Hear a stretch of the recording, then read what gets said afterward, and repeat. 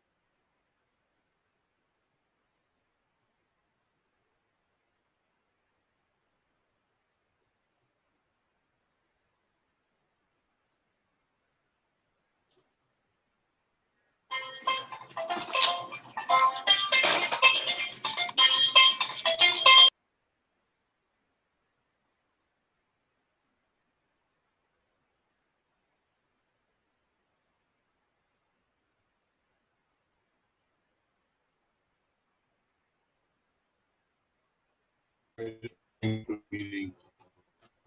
Oops, I'm gonna mute myself here.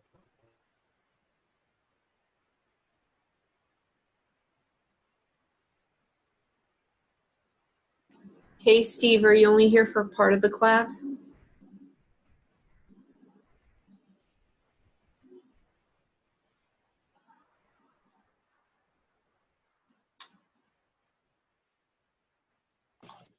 What? Are you only here for part of the class? Bye, be here. No, I'm here. No, I'm talking to I'll be Steve. here. I should be here for 3 hours or so. Okay. I left a message for PJ for you about that stuff. He was going to try to call you.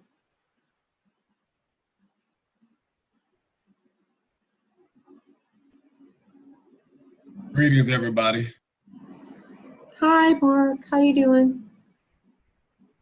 Nah, this is Jerome. Oh, hey. Yeah. Hey, How are you? I'm spectacular. How are you? Good. I'm here.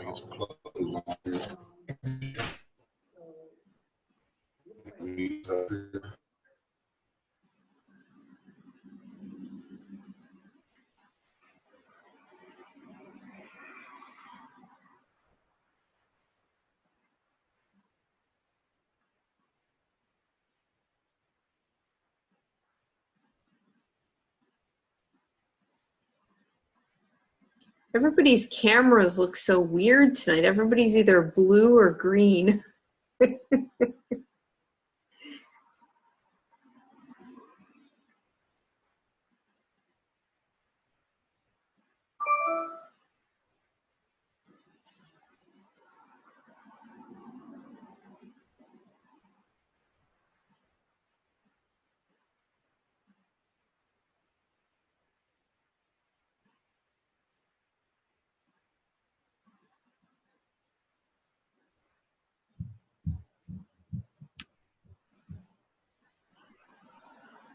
Can you hear me?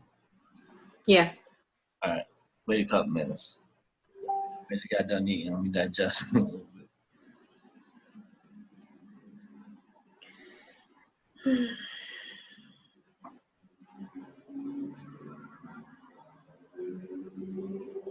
Hey, Laura, I am here.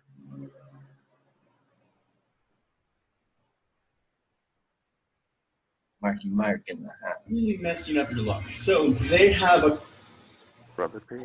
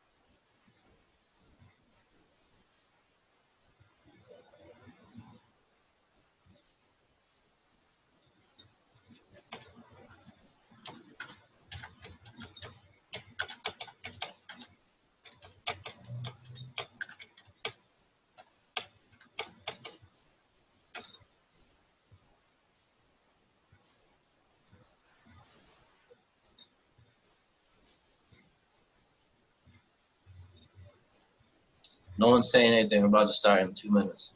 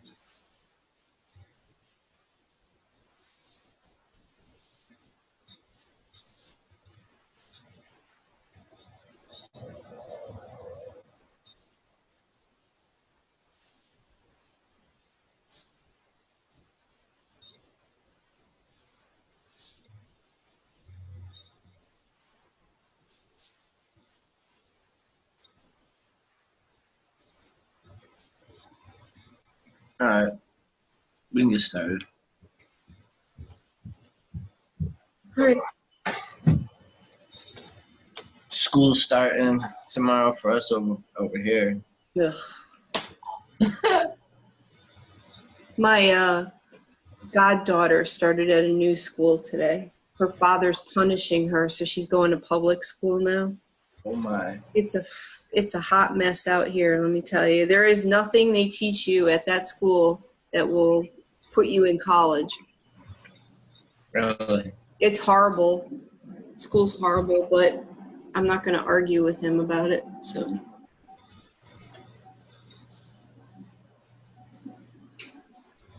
Okay.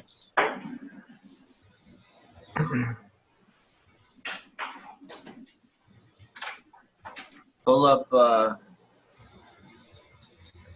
gonna go over this document real quick. It's foreign sovereign immunity and how it applies to. is that the one we talked about this morning? Yeah. Right. Hold on. All right. Thanks. I got it up.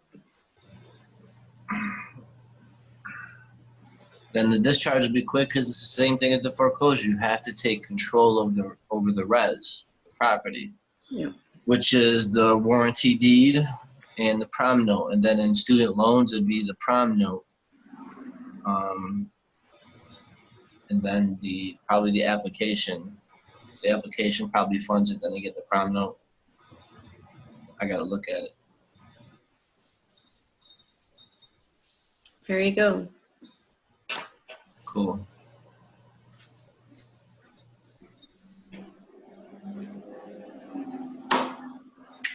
All right.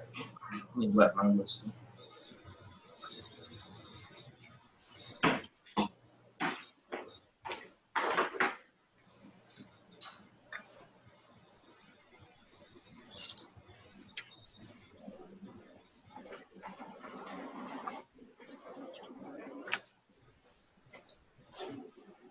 There's two dictionaries that I bought that have a lot of useful terms in them.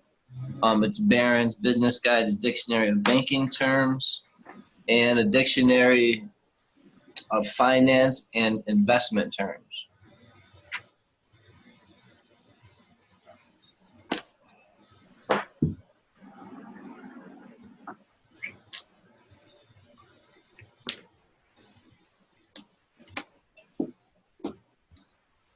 All right. Okay, people are getting fed up with what is going on in this country because we are losing our homes, our cars, our children, and such, because it does not matter how perfect our paperwork is that we file into the court system to fight these bastards. None of it is working unless they want to let one work. And now you're going to find out why this is happening. This information will explain why we're having trouble with the material that we file into our cases and why material will work one time in one court and not work in the next time in another. Now we know that the courts and judges are all operating under foreign sovereign immunity. This means that they come from one court or a country to another, that they are acting as a foreign state. This means, let us say that you were in Germany and was from Italy, that you cannot use the laws, etc., from one foreign state in another foreign state. So you cannot use something in the court in Georgia and take the same paperwork over to Texas and expect it to work because that is another foreign state that you're dealing with. So full faith and credit rules do not work. This all goes back to the 11th Amendment of the Constitution, and it cannot be violated. Anything lower than the rules of the Constitution cannot overrule the Constitution. Not even the Supreme Court rulings can overturn the Constitution. When public officials like congressmen, senators, presidents, judges, sheriffs, police, etc., take their oath of office, they give up their American citizenship. They all become foreign agents. In this country, they are illegal aliens without a green card. So therefore, nothing they do has any more authority over you than a cop from Jamaica would have over you. Just pretend that a bunch of Mexican officials came over here and told you that you're going to do this and this. You would tell them to go jump into the lake. Well, what is happening and has been happening in this country for the last 100 years is basically that. No one on the bench has any authority over you.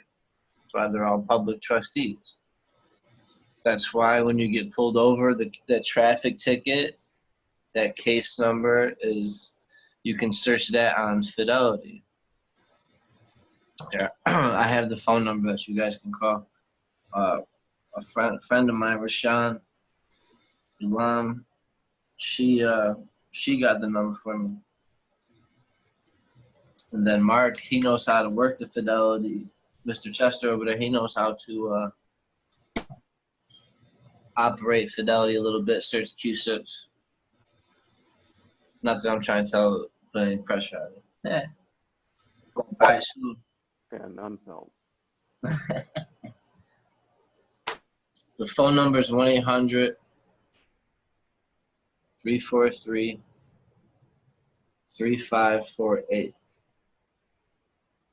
And it's the fixed income team department. And it's 8 to 5 Eastern Standard Time. And you give them the complaint number.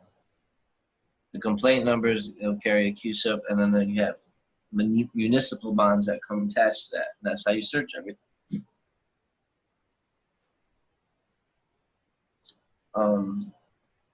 Okay, so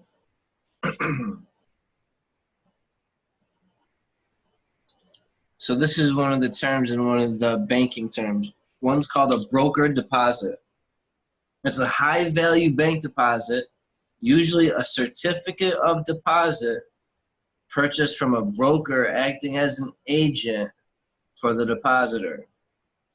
The broker negotiates a high interest rate with the participating banks and sells off smaller pieces of the account owners, usually in blocks close to the FDI insurance limit of $250,000 per account.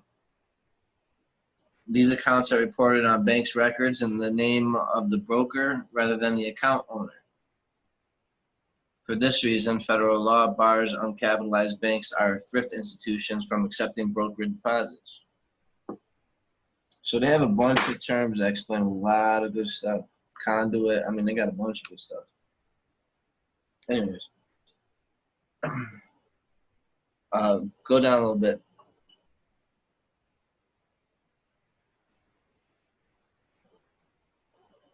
Okay. It has been confirmed by people in Congress that the officials are hiding behind their Foreign Sovereign Immunity Act. This can be validated under Rule 4J of the Federal Rules of Civil Procedure, and that all of the officials in this country are acting as a foreign state. They are operating outside of jurisdiction of the United States.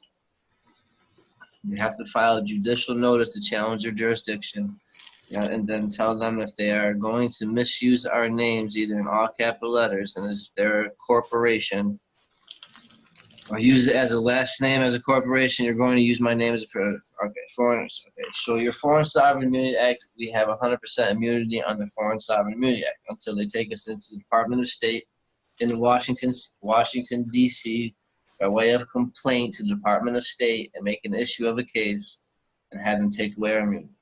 Then they have to take us into title. This is where the district courts I've been showing you have original jurisdiction, Title 28, USC, Section 1333. So this is, then they have to take us into Title 28, Section 1330 court, which is the only court that has jurisdiction. And since no city or county courts can hear any cases dealing with corporations, then the lower courts have no jurisdiction over the people. The cases have been taken in on a federal level.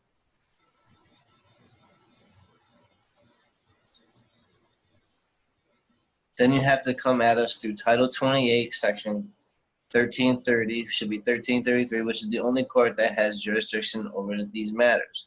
Since no state, country, or city courts can hear any case that deals with corporations, that has to be done on a federal level then. That takes out every municipal, county, city, and state court in the whole country. Do you see why all them other courts are just straight fraud, no jurisdiction? There's all the federal district courts have the jurisdiction to hear an admiralty. It's all admiralty.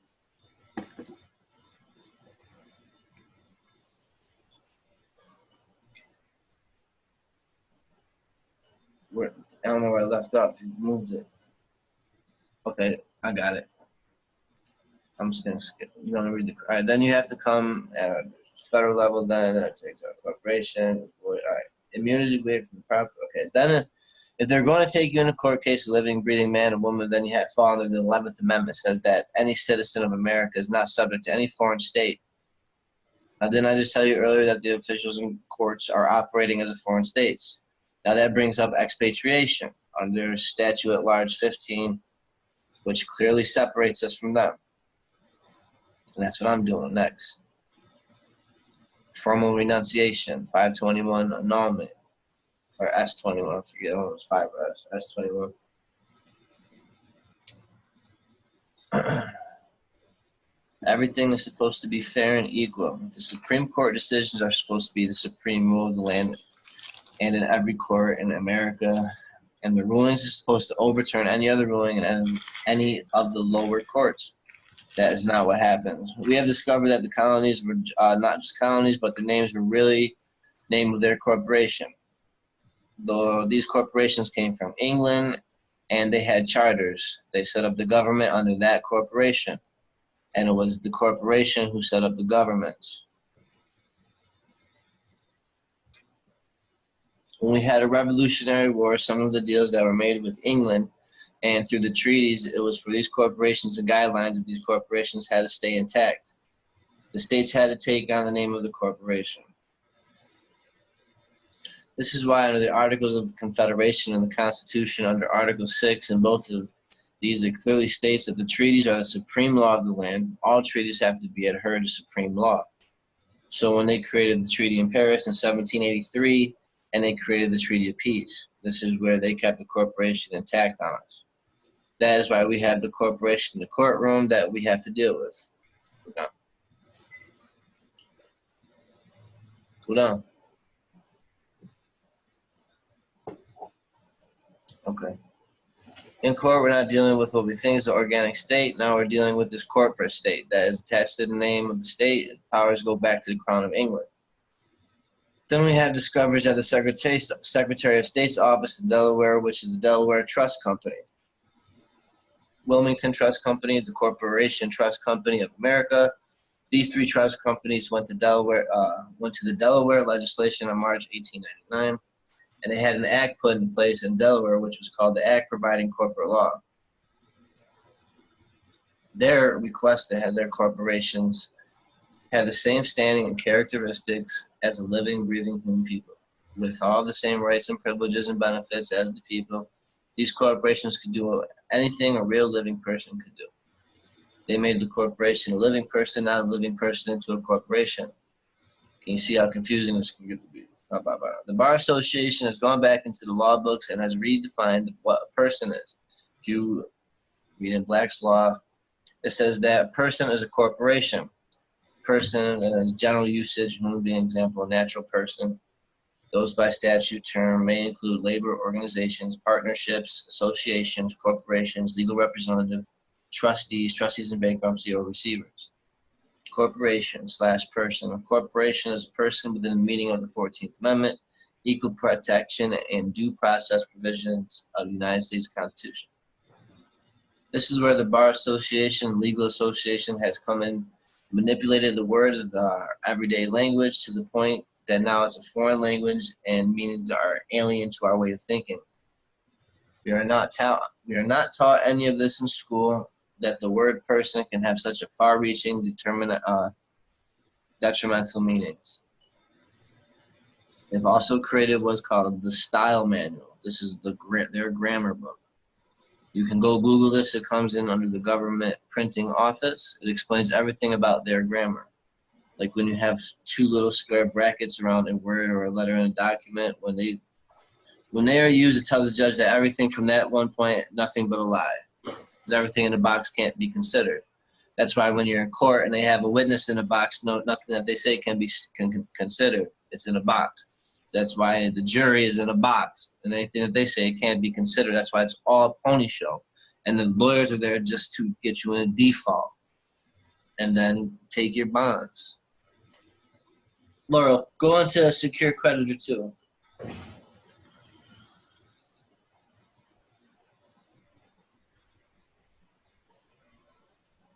Let me,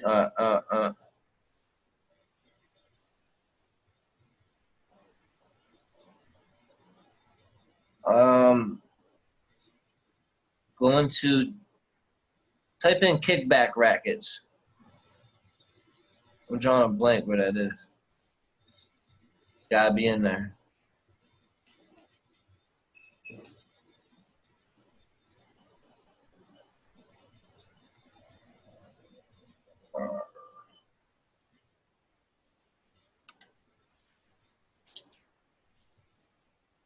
No, that's not how you spell racket. All right. Go into mortgage zip.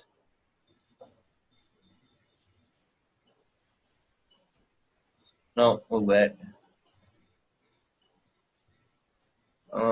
Dispatch of merchants.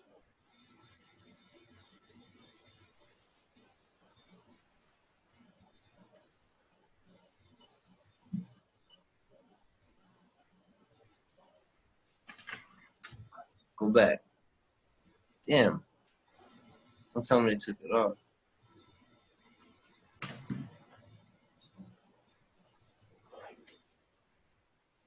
It's always better if you have a number, file number.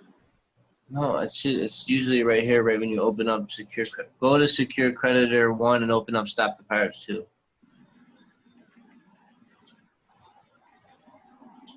Oh man, go back. Maybe it's in this one. No. Oh yeah, open up stop the pirates 1. Go back.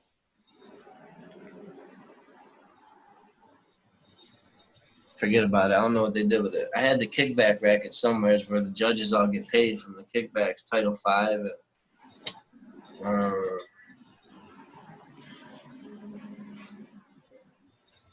I'll find it. Don't worry about it. All right. All right, let me keep reading. My bad. You can also find Dun & Bradstreet listing in every public official from the garbage man up to the President of the United States to private corporations, and they're traded as a business for profit and are listed as such on Duns and Bradstreet. They are also listed on the North American Industrial Classification System. This all goes back into the prisons, correctional, payroll office, child services, courts, judges, sheriffs. Every one of the public officials are listed on these. They are all corporations and in business for profit. This is why when we go into court, we lose or we are found guilty because there is money to be made with the bonding system and by locking us up and getting us to sign bonds for them to rob our accounts. They will not make profit if we're not. Look, go study Gene, go down. I didn't even know they shouted the old boy out. That's funny. Yep, Gene's prison treatise to learn. Gene has like an 80-page prison treatise, and he goes. Breaks down from the beginning to now how court. Like it's really detailed.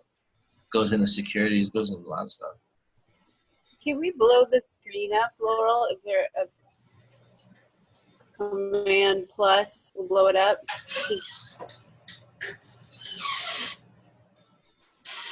All right, cool. All right. We're going to work our way back and tell you how the people are having to deal with these foreign states that are stored under the States Code, Title 28, Section 3002, Chapter 15, Paragraph A. It defines the United States as a federal corporation. It talks about an agency, any department, any instrumental, anything in their system is a corporation.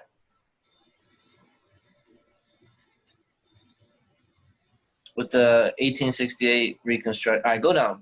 No, hold on. Under Title 49, Section 3097, and the Treatise Series 881 of the Convention of Rights and Duties of State on December 26, 1933, at the time the Congress made a deal with South and Central America that did Pan Am Treaty. At this time in history, the federal government went and relinquished all of each of the states' laws and put all the states under international law.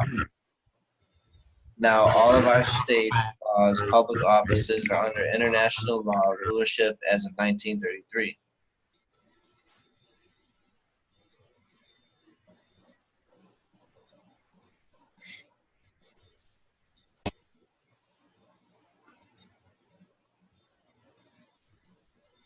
A judge out of Ohio filed a complaint on the United States Supreme Court, making an issue that the United Nations was taxing the people of Oklahoma and the state. This paperwork was filed in the United States Supreme Court on October 5, 2005. The Supreme Court refused to hear this case. This case lays out the entire scam that Congress committed on the people of America in 1945. States that Congress has never had the jurisdiction to hand over or relinquish the sovereignty of a public official, a city, a county, a state, or anything else over the United Nations to give them control over the people of America. Congress cannot create a corporation to control the people. This includes all banking, motor vehicles, IRS, child services. All these things are private corporations or agencies. Congress never had the authority to hand control over the people's sovereignty to the United Nations, a foreign sovereign state or agency.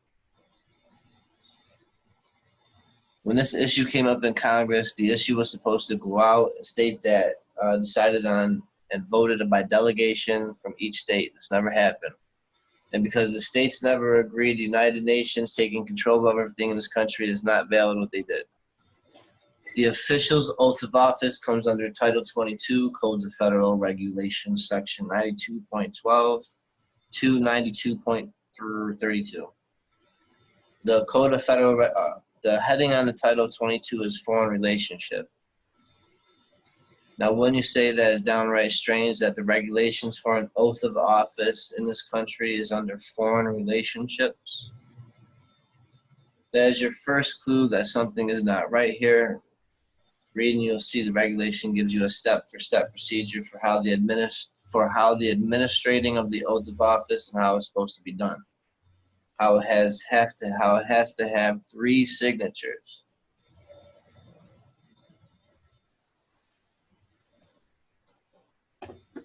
Under Title 8 of the United States Code, Chapter 12, Subchapter 3, Part 3, Section 1481, of the United States Code under Section 1481, loss of nationality by native born or naturalized citizen, voluntary action, burden of proof, and presumptions. It says anyone that takes an oath of office raises their right hand path. It's the white sign. And it includes foreign states of political subdivisions. When they take the oath and say, I do, at that point they give up their citizenship to America and they become a foreign state. So start reading USC Title 22, Chapter 11, Foreign Relationships and Intercourse. See, they're fixing to tell you how they're screwing you over. Excuse me, I just could not resist that one. Go to Chapter 11 and look under Foreign Agents. This means that judges and the attorneys of all these people that raised their right hand are foreign agents. They are no longer American citizens. They are basically illegal aliens in the country, and they do not have a green card. And because of what Congress did to the people of this country, now these officials are United Nations citizens. While researching the federal rules of civil procedure, it was found that Rule 4 is for jurisdictional challenge for all courts. We have rules of civil procedure, and we have the Code of Civil Procedure. The Code of Civil Procedure is 80% larger than the civil procedure books. If you go to Chapter 5 of the Code of Civil Procedure and go down to Rule 4, 18.10, this will tell you that when you are in their court, you have the right to challenge their jurisdiction. When you do this, the court cannot leave or go forward until it completely tells you what jurisdiction that is operating under. Under Rule 4 at Section J, it tells you that the service upon a foreign state or a political subdivision, an agency, or an instrumental therefore shall be affected by USC Title 28, Section 1608. 1608, service time to answer default. This is part of your discharge.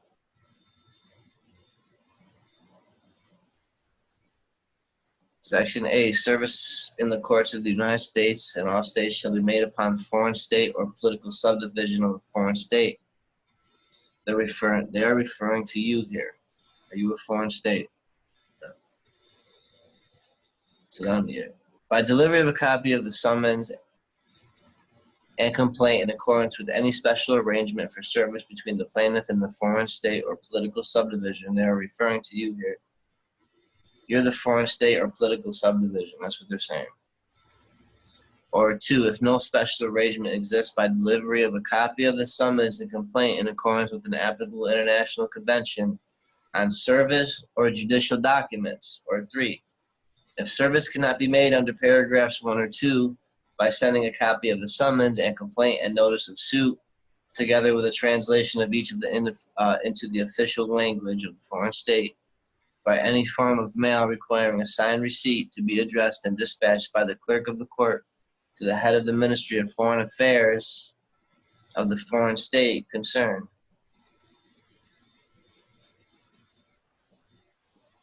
4, if service cannot be made within 30 days under paragraph 3 by sending 2 copies of the summons and complaint and notice of suit together with translation of each into the official language of the foreign state by any form of mail requiring a signed receipt to be addressed and dispatched by the clerk of court to the Secretary of State in Washington, District of Columbia, to the attention of the Director of Special Consular Services, sauce.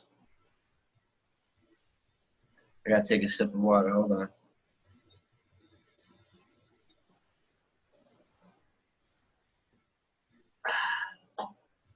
Cucumber, ginger, lemon. Love that one. I'll reread 4.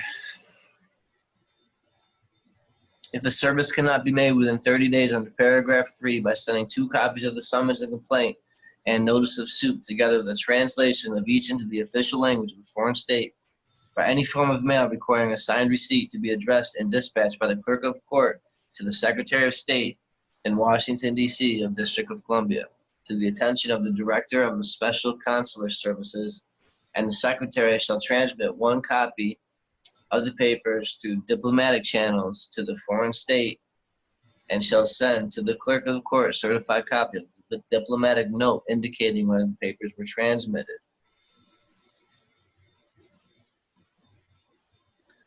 As used in the subsection, a notice of suit shall mean a notice addressed to a foreign state and in a form prescribed by the Secretary of State regulation. Subsection B, service in the courts of the United States and of the state shall be made upon the agency instrumentally for their referred. 1, by delivery of copy of the summons and complaint in accordance with any special arrangement. All right, go down. Same thing, go down, go down. All right, 2. All right, no. 3, if service cannot be made, okay, same thing, as directed, as directed. C, as directed order of the court consistent with the law place where service is to be made. Subsection C, service shall be deemed to have been made when the case service under subsection A. We're going down. Okay, under Title 8, Section 1481. All right, all right, let me read E. No judgment by default shall be entered by a court of the United States or a state against a foreign state or political subdivision thereof, or any agency or instrumentality of a foreign state, unless the claimant establishes his claim or right to relief by evidence satisfactory to the court. A copy of such default judgment shall be sent to the foreign state or political subdivision in the manner prescribed for the service in this section. Under Title 8, Section 1481, a foreign state or a political subdivision, that tells you that they're operating under Title 28, Section 1608, which is the Foreign Sovereign Immunities Act. If you read Title 28, Section 1602 to 1611, this is the Foreign Sovereign Immunity.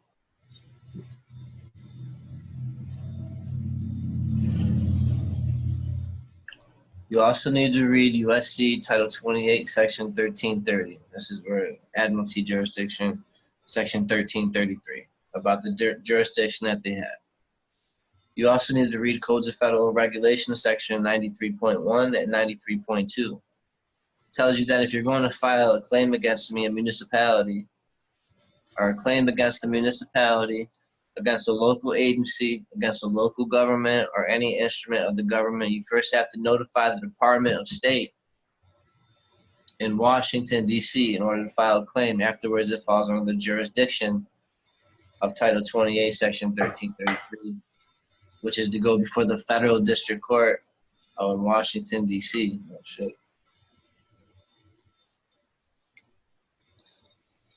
If you look up Foreign Sovereign Immunities Act, and if you bring up the Department of State in D.C., go Google this and you'll come up on the website, which is a section titled Questions and Answers.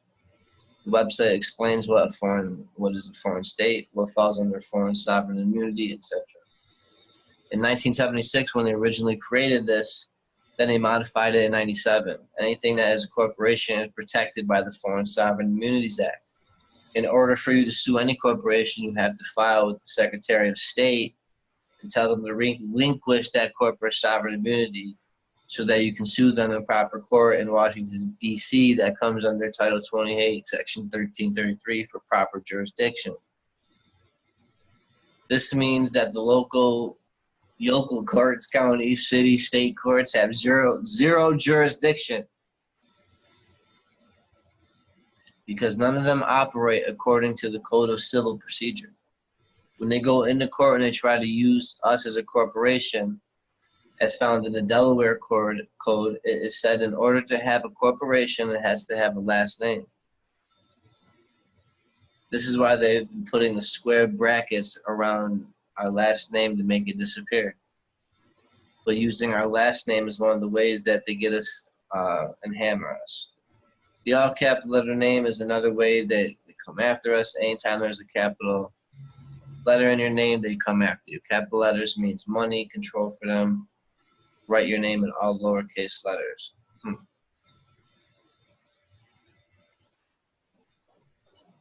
In Congress, under Article 1, Section 8, says they can only create laws that deal in commerce. That's why all crimes are commercial. Codes of Federal Regulations 27.11. And internationals, they cannot create laws against American people. This is how they're bypassing us. This is why when we discovered the Jefferson's Manual, it takes you step for step on how Congress is supposed to create laws and pass it by reading the proposed law 3 times on the floor. 3 separate times. Pass it by a vote of 2/3 of Congress. All right, keep going now. You can watch. I'm just a boom, old school rock shit. Now before they prosecute you or levy you, they first have to prove that they have jurisdiction. They have to prove that they have the right to bring you in and charge you. This explains them that Statute of Large 15, an act securing the rights of American citizen of foreign state. This is your expatriation. Shows that we have separated ourselves from their foreign state. This was created 1 day prior to the creation of the 14th Amendment, July 27th, 1868. This tells those public officials that we have freedom from them and their gains. They are all foreign states and they have no jurisdiction over American people. They cannot bring us into a court legally and as American people, so this is why they have turned us into corporations. So they can drag us into their courts illegally again by treating us as a foreign state. What the template tells us if they're going to misuse our Christian name, that they are required to file paperwork under Codes of Federal Regulations, Title 22, Section 93.1 and 93.2. And they have to notify the Department of State that they bring in a corporation and they want to sue this corporation. When they do this properly, as required by their rules in court, they have to take us in under Title 28, Section 1333. This means that the municipal and county courts lose their jurisdiction automatically because they do not have the jurisdiction to hear the federal case. Then they also have to serve you properly with papers under Foreign Sovereign Immunity Regulations, which also means that they have to give you someone to translate the law for you. But once you get the court-appointed attorney who will not tell you the truth, so you get hammered. All right, keep going down. Still don't know what's going on in court. All right, so there's the Title 28, Judiciary and Judicial Procedure, Part 4, Jurisdiction and Venue, Chapter 85, District Courts. Okay, we have learned that there's a fraud placed upon the court, and that we learned from Hazel Atlas Glass versus Hartford Empire, 1941 Ohio and Oklahoma case, states when there is fraud upon the court to reopen the case. They do not have a choice in this matter. The template document that we have forces them to reopen the case and put them under common law. Go down. I think I just wanted to read the top part. Keep going down. It's only 11 pages. I wanted to read about the consulate one. That's what I really wanted to read.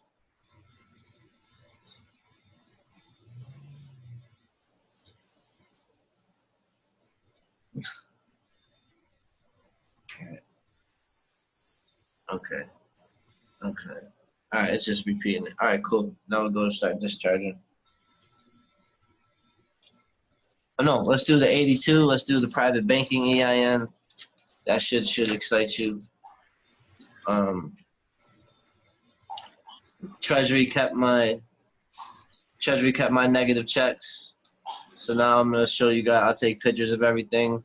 I'm taking pictures instead of scanning it in. I'm taking pictures of the. I'll send the pack out to Raul. I just sent my bonds out to my old boys in Missouri to thumbprint it. And I'll take pictures of everything. I'll show you how to insure it before you send it. I'm gonna have a secure transaction class. and it's gonna involve all the UCC, and then a really in-depth class into the UCC Article 9, which is secure transactions. But you'd have to understand all the other UCCs to understand UCC Article 9 because it all gets pulled in through there.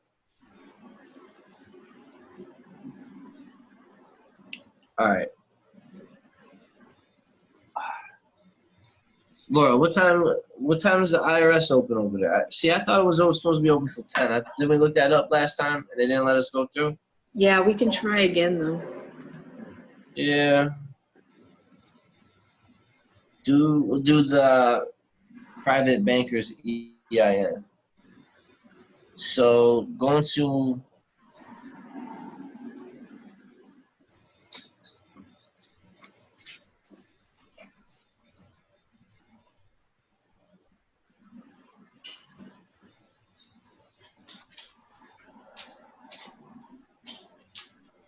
all right, the SS5 you have to, I'm still working on, and I'm going, okay, so I'm working on the SS5. I did my certificate of trust. I'm opening up the Ally Bank account. I got my 98 number right from Ohio where they handle all the estates right into the Treasury Department. I'm going to show you guys how to open up these bank accounts. I'm going down to DC. Yes, I'll show my SS5 for them, show all my stuff. I'm taking pictures of all my stuff instead of scanning. It's just a pain in the butt.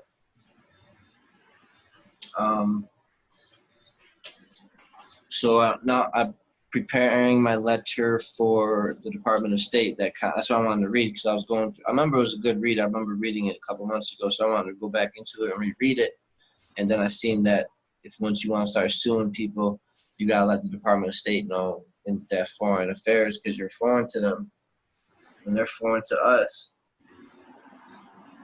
And therefore, the rules and all that they're trying to come at us with, the codes, the statutes, ordinances, that's all. They're trying to just tap that trust. It's not you. They're just trying to tap that trust. But if you know how to protect and stand on your square, there's nothing they can do.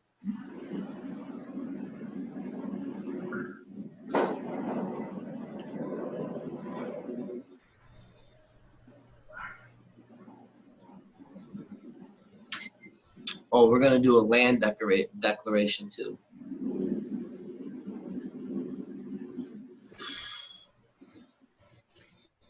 All right. So go to IRS. Okay, so we'll do the private bankers EINs. This is gonna be tax exempt. I'll explain this when you guys get there. What you're gonna be utilizing 282 numbers for and 298s. You can't get the estate 98 until you've done the death certificate, etc. And that's when, again, they created the Cesta K Trust, 1933. They put your estate, your straw man, your trade name in the Cesta K Trust, and then they considered it left and abandoned until you started doing security agreement UCC1 and putting all your claims back in.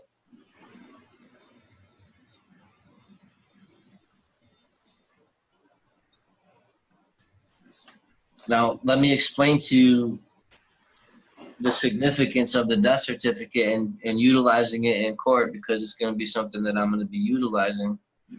Because when somebody's dead, then you don't really, okay, so last class when I brought up the DS Form 82, you could do the name change to that. Because on one of the options it has, in the top part, in the last option, it has have you change your name. You hit no, but then you put your last name, first name, middle on there, and then it'll change his name. You get the passport. That's the national passport.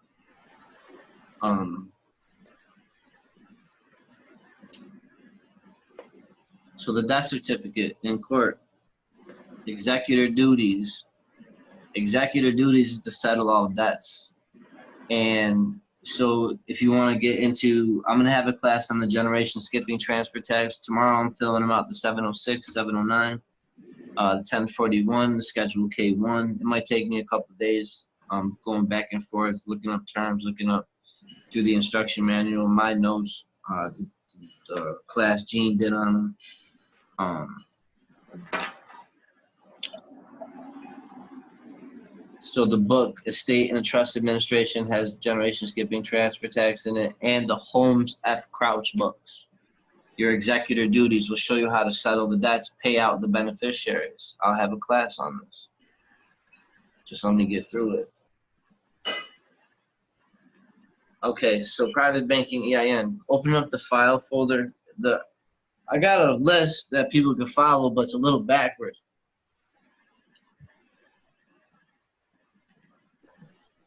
Go into PJ Docs.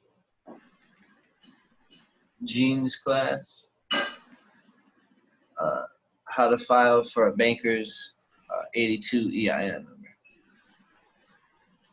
Mean Gene. Keaton. Okay, so I'll pass this out to everybody. If you guys if you want me to assist you with it and you need me there, we can do a Zoom. It only takes about 5 minutes. So the first is the organization type, then the legal name, trade name, and all caps name. This is the name of the trust you're doing. It's going to be your all cap name, private bank, and that's estate and trust. Then we're going to put the county you live in. Start date will be the date of our application, so it's the month and the year. Our physical address will be your care of address. I haven't used my suite in anything, physical location. But everything that I fill out now will. The responsible party will just be your all caps name, social security number. Your principal business activity will be banking and asset management. Principal product is a private unincorporated bank. Additional is non-profit tax exempt organization.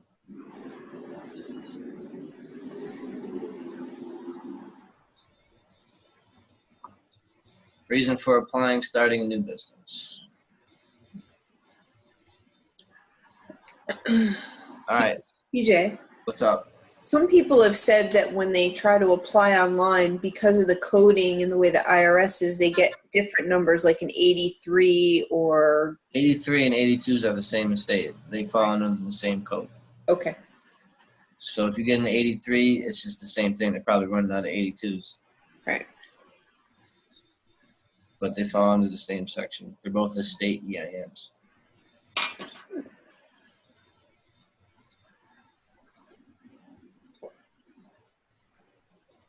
As you can see, it's Sean's.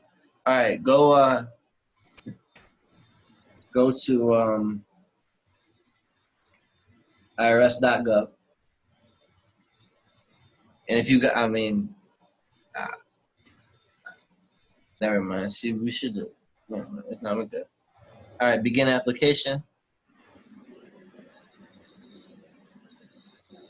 Then you're going to pick the last one, view additional types, including tax exempt and government organizations. Last one again, other nonprofit / tax exempt organizations.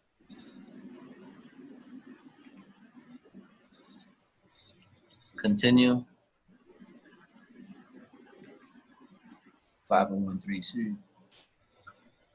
Starting a new business. I pick banking purposes. Sean says starting a new business, but I pick banking purposes.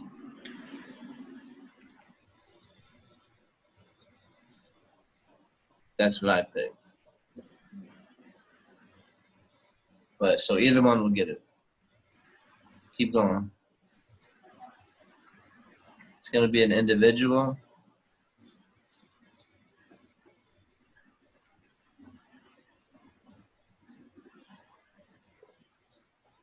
Laura, you want to put your info, or you just want me to put my info on there? I'll do it. I need this one, right? Because I already have my other 82, right? Yes.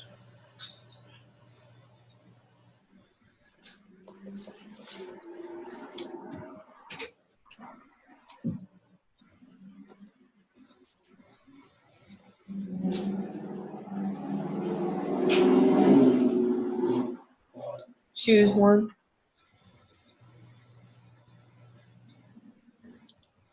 Let me see. All right, don't do the suffix. The first one. I am a responsible and duly authorized member or official having knowledge of the organization's affairs.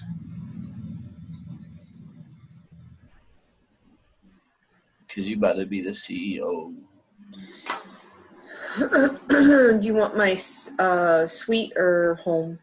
Home. See, it says do not enter PO. Mm-hmm. I don't know if suite would work. I haven't used the suite that much. Just on the SS4 forms for the 98 numbers. But again, Ohio, there's where they handle all the estates. And I don't have the address, but I have the zip code and the last 5, and I can just reverse engineer it and send my stuff out there. That good? No. Have you done your address change? No. All right, then no.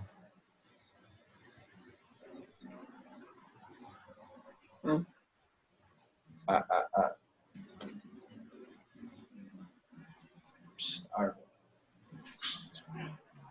Just got done eating too. Quinoa and broccoli.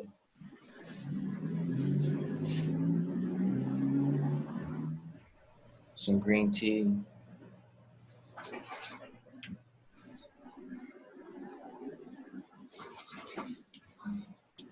All right, legal name. So this is going to be your all cap name.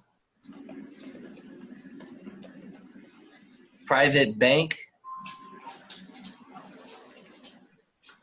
No. Keep going after your name.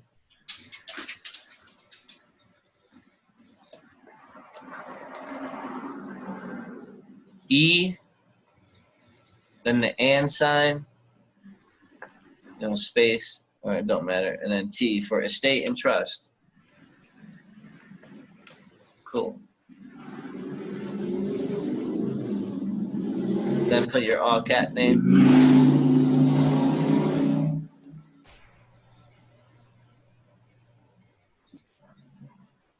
And then it's going to be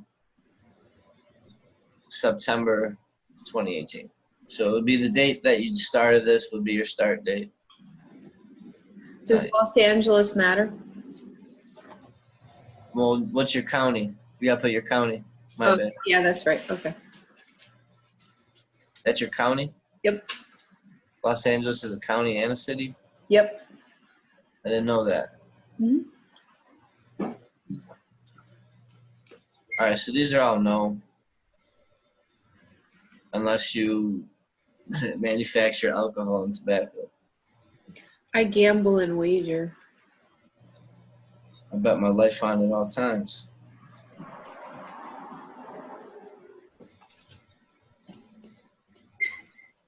Put other.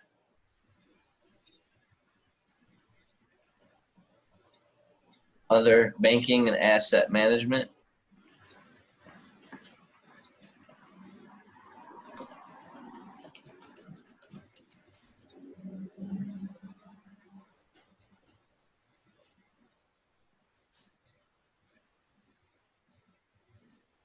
No way. Keep going. Yeah, keep going. See if, because you got to then make sure all your shit's correct, or all your stuff is correct, excuse me.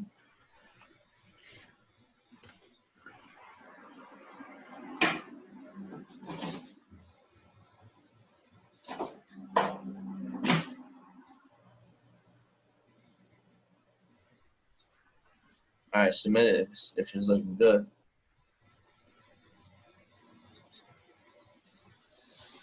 Yes. Good For shit. once it went through. All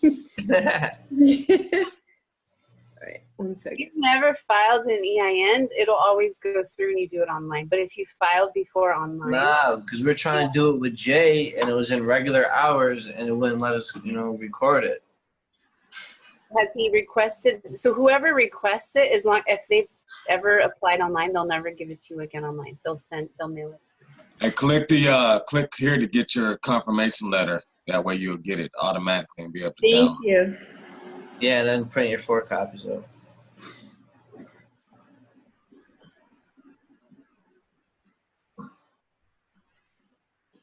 The reason why you're getting 2 82s, these are going to be your pass-through accounts to get to your 98 because your 82 is going to be in your 98.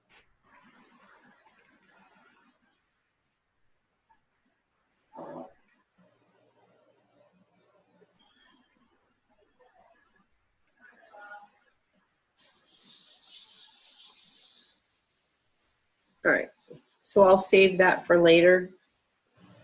Does somebody want an estate EIN? I'll do it live right now. But I get Oh, it. my. Huh? Hey, PJ, Mate, what's good? how you going? Going good. Hey, that's where we need our item, mate. That's like we've got to go in. We can't go in without the international tax ID there, where your social security number is. You got one of those? No, it's in the process of. I just want to run a couple of forms past. I'm gonna get one too. Yeah, I just want to run a couple of forms past you or Sean before I submit it. That's all. All right, so I'm working on my business cards. Secret out there. And if you guys ever watched American Psycho, if you see sweating over his business cards and all the different, like, just small, opaque, white pigment, you'll see, if you watch the movie, it's hilarious. I'm setting up my business cards like that. Did you print that out, Laura? I'm going to do it right now. 1 second.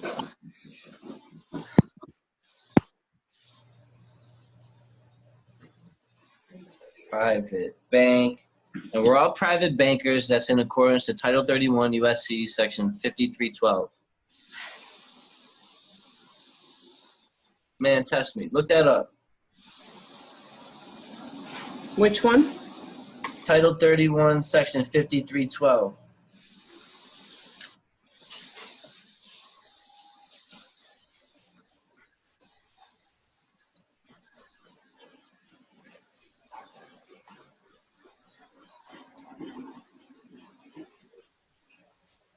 $31.53.12. Yeah, I'm with. Don't tell me I'm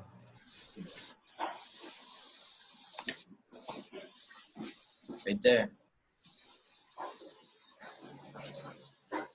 Subsection C.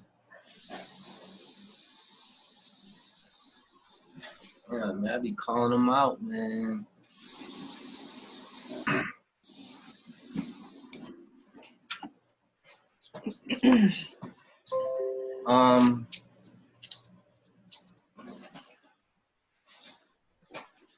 So did anybody want to do their 82, or just want me to do a run-through one?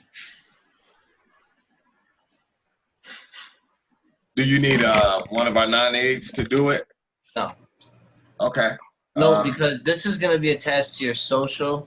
You're going to open up bank accounts with your 82 number and your 98 with an 8832, a W9, and W8 Ben. Okay, so let me ask you a quick question. Go ahead.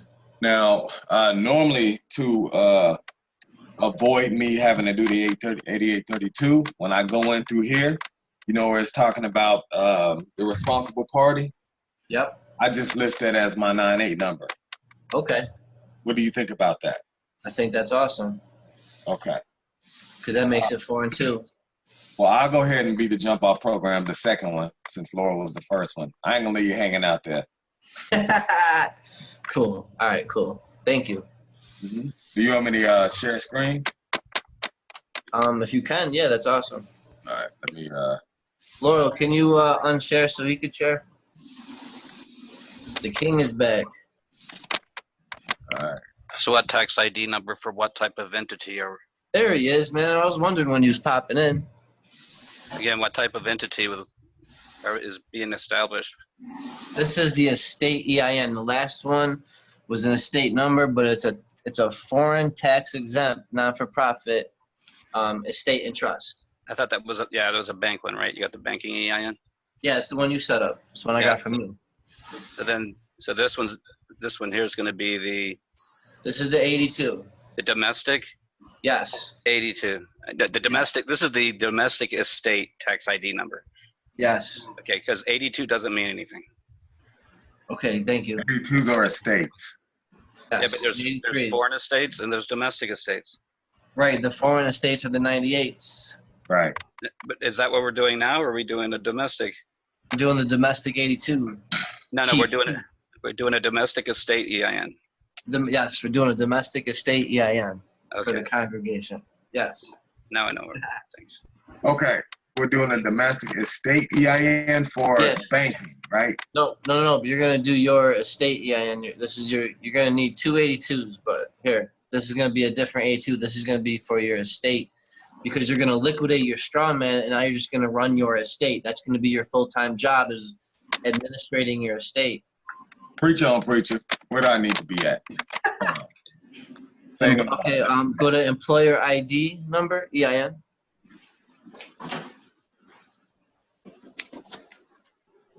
Go down and hit the blue bar where it says apply for EIN. Go down, same thing. Begin application. Yep.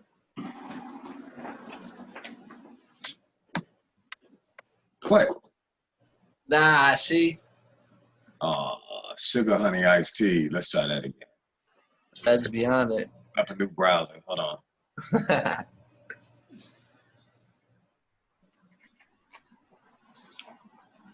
It's me. I see you, King. Cancerian. Yep. That's my son. Oh, nice. I'm July 9th, 1987. Oh, you 10 days. I'm a little bit older than you. Well, maybe a lot older, but you know. Who's counting? Who is counting?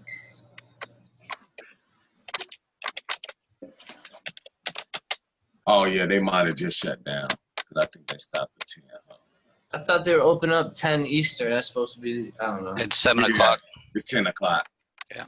So I think Laura It's was the 9. last one to get out. Oh, it is 10. Oh, because I'm looking at, wait. Oh, it's yours. You're in 9. Yeah. Oh, yeah, it's 10. Damn, I just missed it. Don't worry, I'll try again because I'm just that hard-headed. Okay, yeah. All right. All right. I'll do a run. Oh, they won't even let us fill it out. Nah, it's not going to let you do Damn. that. I mean, we can go back and take a look again. Laurel, see if you can access it since you've been in. Is she on West Coast? Yeah. Oh, yeah, it might be able to work for her on West Coast. Oh, you know what? It probably will. Let's see, Laurel, since you've been in. And I think they only allow you to do one per day. That's the other thing. Yeah, but it's not her info. Ah, right. Oh, wow. Oh, so damn. It shows you what you could do with that. Open bank accounts, etc. Upper right. Apply for new EIN. Since Yeah, you're still up yeah. Oh, they playing. When you Okay, I'm When gonna you- fall back. when you do We could probably do a Zoom or something and do it again. That's fine. It's up to him. yeah when you do these, you either want to be zooming or recording, or you want to make a screenshot all along the way because they tell you things on each individual page, and you can't go back. Yeah, we recorded everything. It's just we couldn't access it after 7 p.m. Are you all right. Cool. It's all right. We'll do it. I would just take down everybody that's in class and we'll send it out as a video. Yeah. All my stuff came in, the Irish moss, the hibiscus flower, and what's the other one?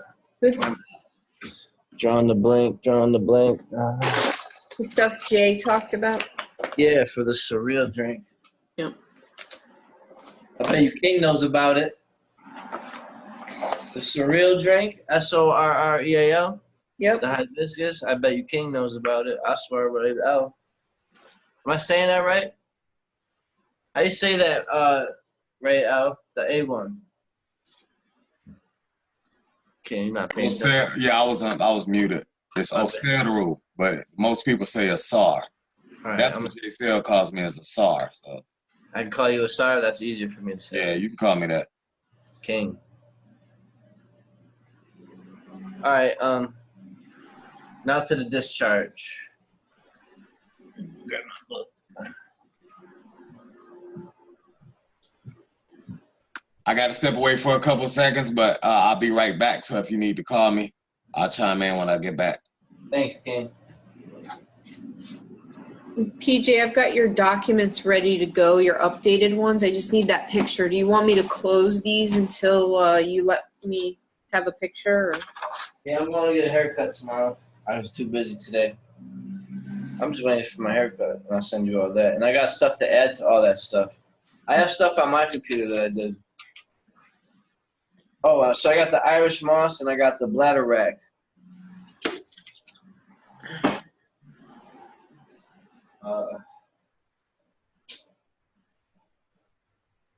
Gene, what you know about the surreal drink? Type that in. Show everybody that. It's a great drink. Jay put me on.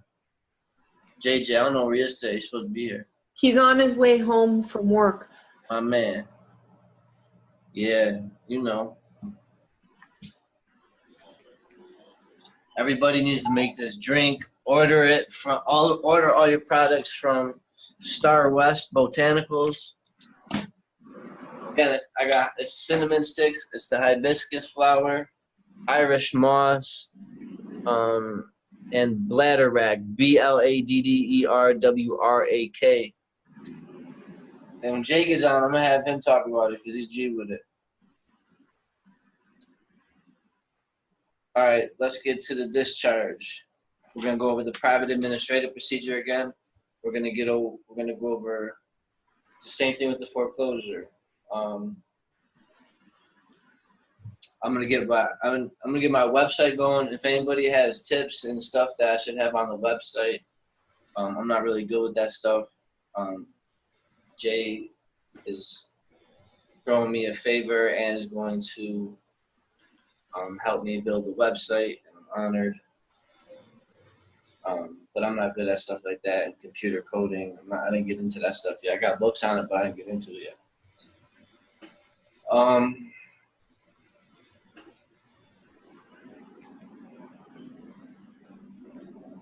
It looks good though. Yeah. Pull up that Declaration of Sovereignty with all I don't know if they're coins or what. So everybody needs to file a silver surety bond and get the 21 silvers, pre-1933 dollar coins, pieces of silver. It's because to show that you're solvent. My girl Kristen showed me that, and a couple other people, and Jay explained it. A couple other people showed me, but she explained it was it shows that you're solvent, and then Jay mentioned that everybody's supposed to walk around with 3 pieces of silver. Yeah, that's a good one. I got different ones on there. I'm telling you, the way that stuff comes up. Oh, all you guys' stuff, Jay's and all the USBs went out. Slime, what up? Won't open it. Why? So go on. I mean, we can go on my Scribed account. It don't matter. All right. You know all my codes.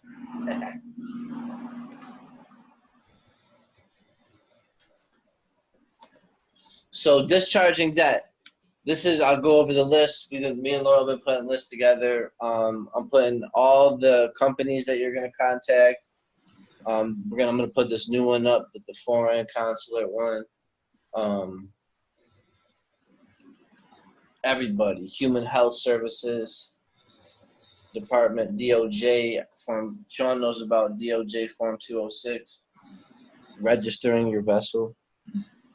You want to text me your password? You know what it is. Well, I tried that already. Capital P. Invalid. Oh,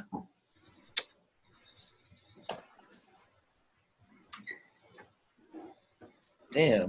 Here, try this one. I'm texting you now. Mm-hmm. So this would be a discharge, a home acquisition, discharge your student loan, discharge bank loans, cancel them. Tom Schaff has a bunch of how to cancel bank loans, all that. All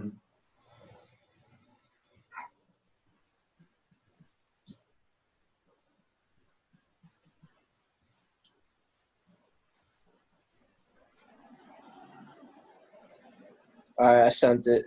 Mhm. Try that one. If that's not it, maybe because I'm logged in, I could just share it on my screen. It don't matter.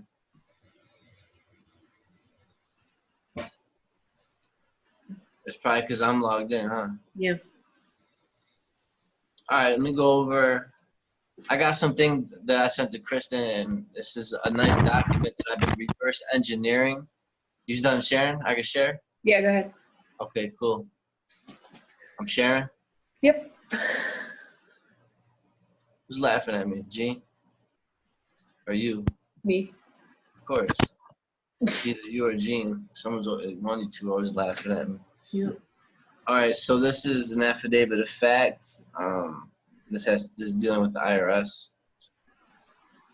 I'm just gonna run through a couple.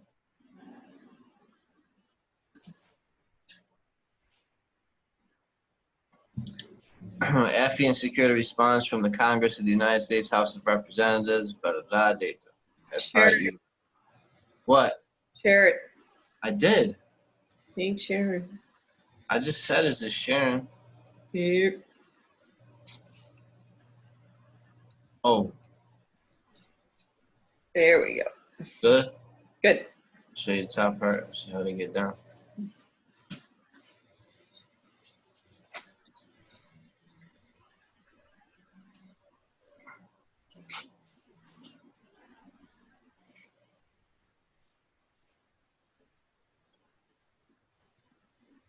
I'm not gonna read all those out. I'm just gonna go on over. It's a nice little document to dissect.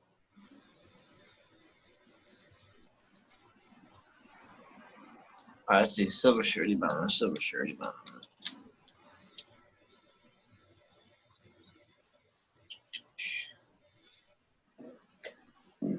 Man, it never takes this long.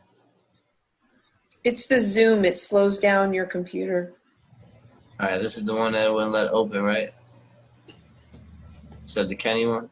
Yep. There you go. Blue border.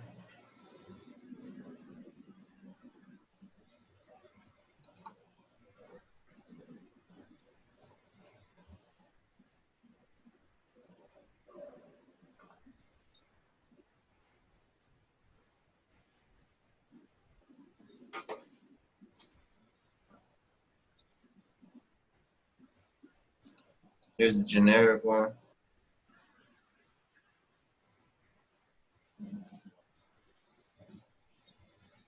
Some instructions. Buy yourself some certificate paper. So it's bonded watermark paper from either Staples or a local stationery store. Fit all of this on one page inside the certificate bond borders. This will all fit on one page once you get rid of these directions. Set the margins to 1.25 on the bottom and 1.25 left margin and 1.35 right margin. Start saving up your 21 silver dollars.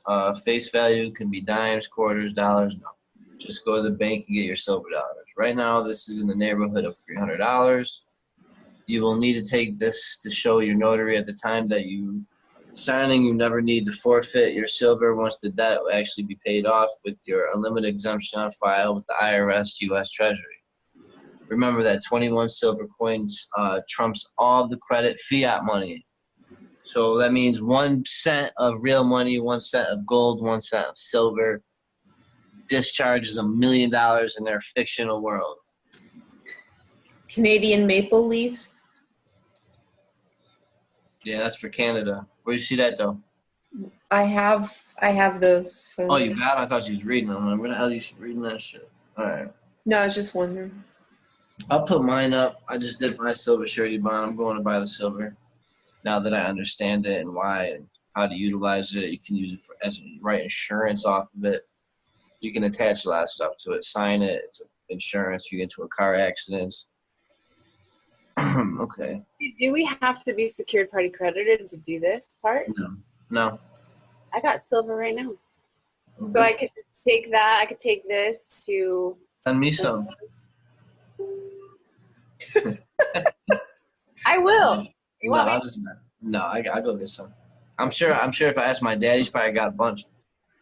I'm not worried about it. I'm going to the bank and see what they have. I'll tell you how much they are a piece. Anybody that has to go to the bank or doesn't have silver on their own. You have to go to an exchange. It's like $16 and then a couple dollars upcharge. It's only like $18 a coin right now. Okay.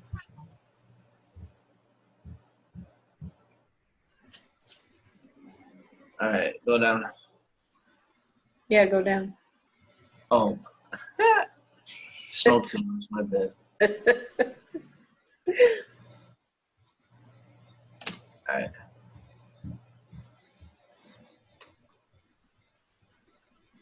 Yeah, so this is my scribed account. I'll give everybody this too. So I know this is all on my, for major cases to do with the IRS, the silver bond is filed with the UCC1. The file number from UC is then put into the document. If this is sent by registered mail, insert the registered mail registration number on the silver bond as well. These numbers can then be used as commerce referenced by the other parties in case. Now, when you're discharging debt, the reason why we're going to be filing bills of complaint in federal court is because it's criminal for trying to foreclose or come after us for more of these payments because it's already been paid. So that's why you have to automatically file a bill of complaint in for a criminal complaint, Secretary of State, Attorney General, let everybody know that you're bringing in a suit, in admiralty, in rem, etc., etc. All right. Just to make sure that I have it.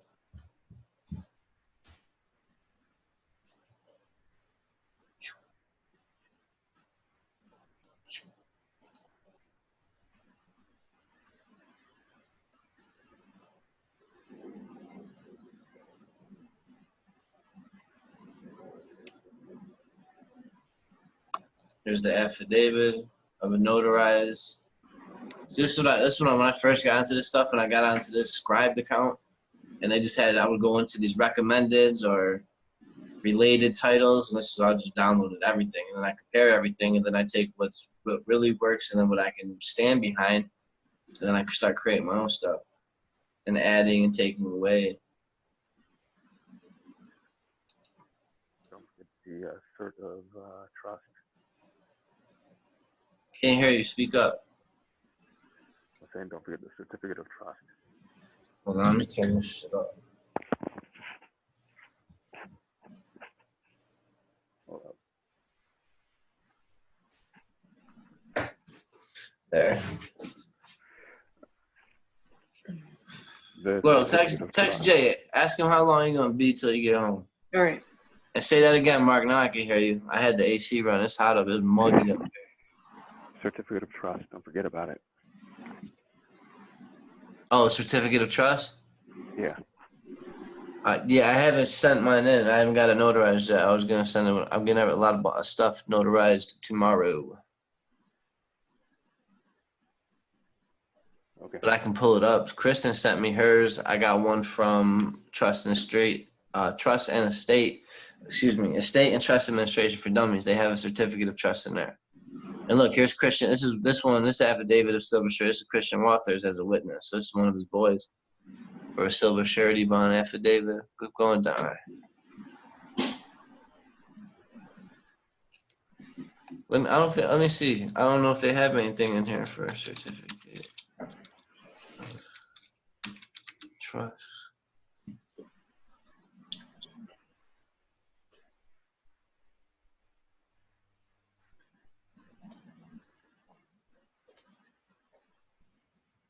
Yeah, retired judge fills means. All right, let's see. You guys can see this, right? Yep. All right, so this is a mortgage discharge. See how they sign through the stamps?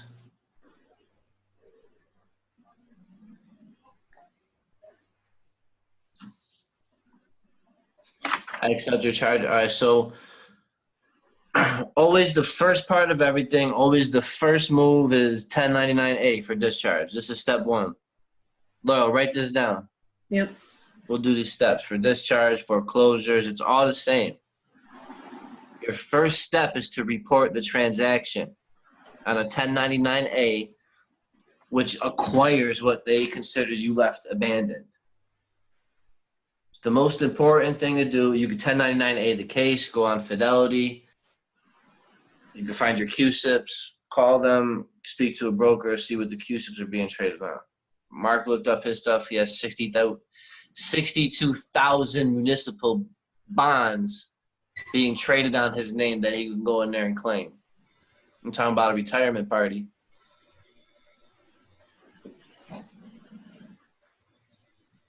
Fidelity is everybody's broker.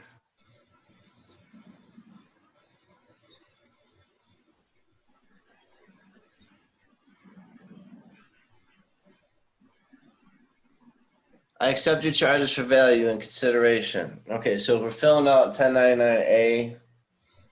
You're always acquiring, if it's a mortgage, it's a warranty deed and a promissory note. If it's a car loan, if it's a student loan, if it's a bank loan, usually there's the application which funds everything. Or if they pull your credit, that credit application is a security that funds everything. You call the underwriter and you get the account number or the file number associated with your application number, your application, I'm sorry. Because that's what you're going to 1099A. So like we did with Jay,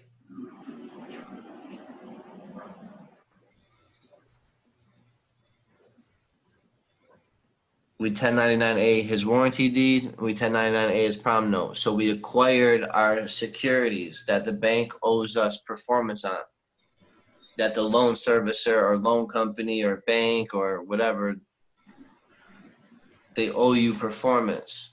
He just got home. All right, tell him to relax, drink some of that drink, and tell him to get up on. There he is, my G. Hotep, my GJ, what up? I'm sorry, guys. It's just been a long day. I had to go to the post office on the other side of town, and they were packed. Yeah? They were packed. Yeah, they don't close until midnight, but... Oh, that's clutch. Yeah. That's awesome. Yeah, LA used to be like that, not anymore. All right, so this is important. Jake, I was just wondering if you would explain the surreal drink like you did for me and Laurel and Steve. Okay. Where do you want me to start?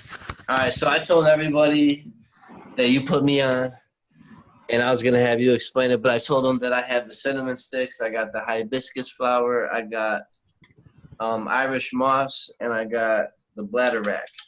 Okay. So go ahead. Here, let me stop share for a second, and I'll let Laurel pick up so she can post. She has the hibiscus or the drink up. Okay. And it's important, and it's a really good drink, and it does a lot of good for the tempo. And Jay's about to explain it real smooth, and I appreciate it. Thank you, fam. All right, no problem. Where do you want me to start? With the Irish moss, or do you want me to start with the drink? I want you to start at the beginning and end at the end. No problem. All right. So the purpose of the Irish moss and the bladder wax is that the Irish moss, you will not be hungry throughout the whole day. That's not the purpose of the Irish moss, but the Irish moss has 72 the minerals of your body need, of the 109 minerals your body needs every day. God. I need that. And so, who is that, Steve? Hey, buddy. And so, anyway, what it is, so you take the Irish moss, which is in powder form, and you take the bladder wax, which is in powder form. You mix it all together when you get it from whoever you're going to buy it from. Once you mix it all together, you then take that put that into 2 spoons of that into 16 ounces of either spring water or alkaline water. The purpose of doing that is you could the only thing that you want to add to it if you're going to add fruit are berries, any berries, blueberry, strawberry, raspberry, you're fine. Do not use sugar. You can use agave. Sugar completely destroys the drink. Then you could start off with that. That takes about a week or so to get used to the taste. Once you get used to the taste, you're off and running. And then, but what you're going to start noticing within the first day of taking this, immediately your energy is going to go through the roof. If you can find, they're called Haitian mangoes. They're very, very small. But if you can find them, you can cut those up and add those into your drink. Dr. Sebi talks about this all the time, and it's kind of some sort of similar to what growing up in the islands that they used to do anyway. In any event, I think that's Laura has it on her screen. If Laura, click on the one with the picture with just the mangoes by itself. Here? Yeah, that's it. These are Haitian mangoes. You sleep very, very well. And the only reason I know about the Haitian mangoes is because my parents are Haitian. So I'm telling you that they work. There's no issues with them. There's no nothing. The easiest way to tell that these mangoes are ripe is you can see the shell, the skin is green. You see how you see the spots on them, the little yellow spots here and there? You can tell, but then you can smell the navel of the mango, and that'll really tell you if it's ripe. You don't have to squeeze it or anything like that. You can just smell the navel, and that'll tell you what you need to know. In any event, if you can add this into your CMOS drink, you're off to the races. Do this for about a week or so, and then you'll start to feel the effects of this immediately. But once you get used to this, then incorporate the sorrel into your daily whatever you're trying to get done.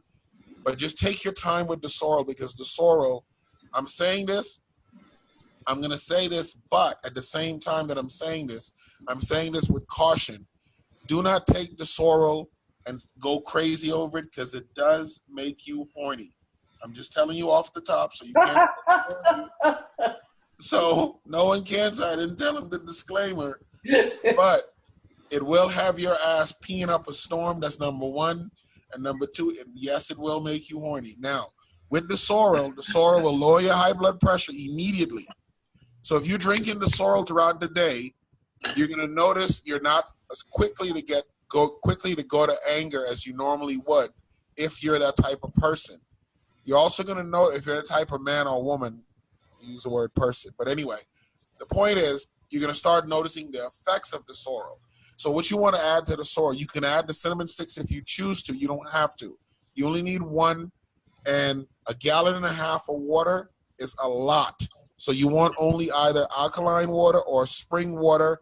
And the spring water that I'm referring to is like the Deer Park spring water. And it has the little aqua label on it or whatever. That's the real spring water you want to use. 1.5 gallons will make you a fistful of sorrel. That should be enough to make your gallon. You can then take elderberries and add into that sorrel. You could also take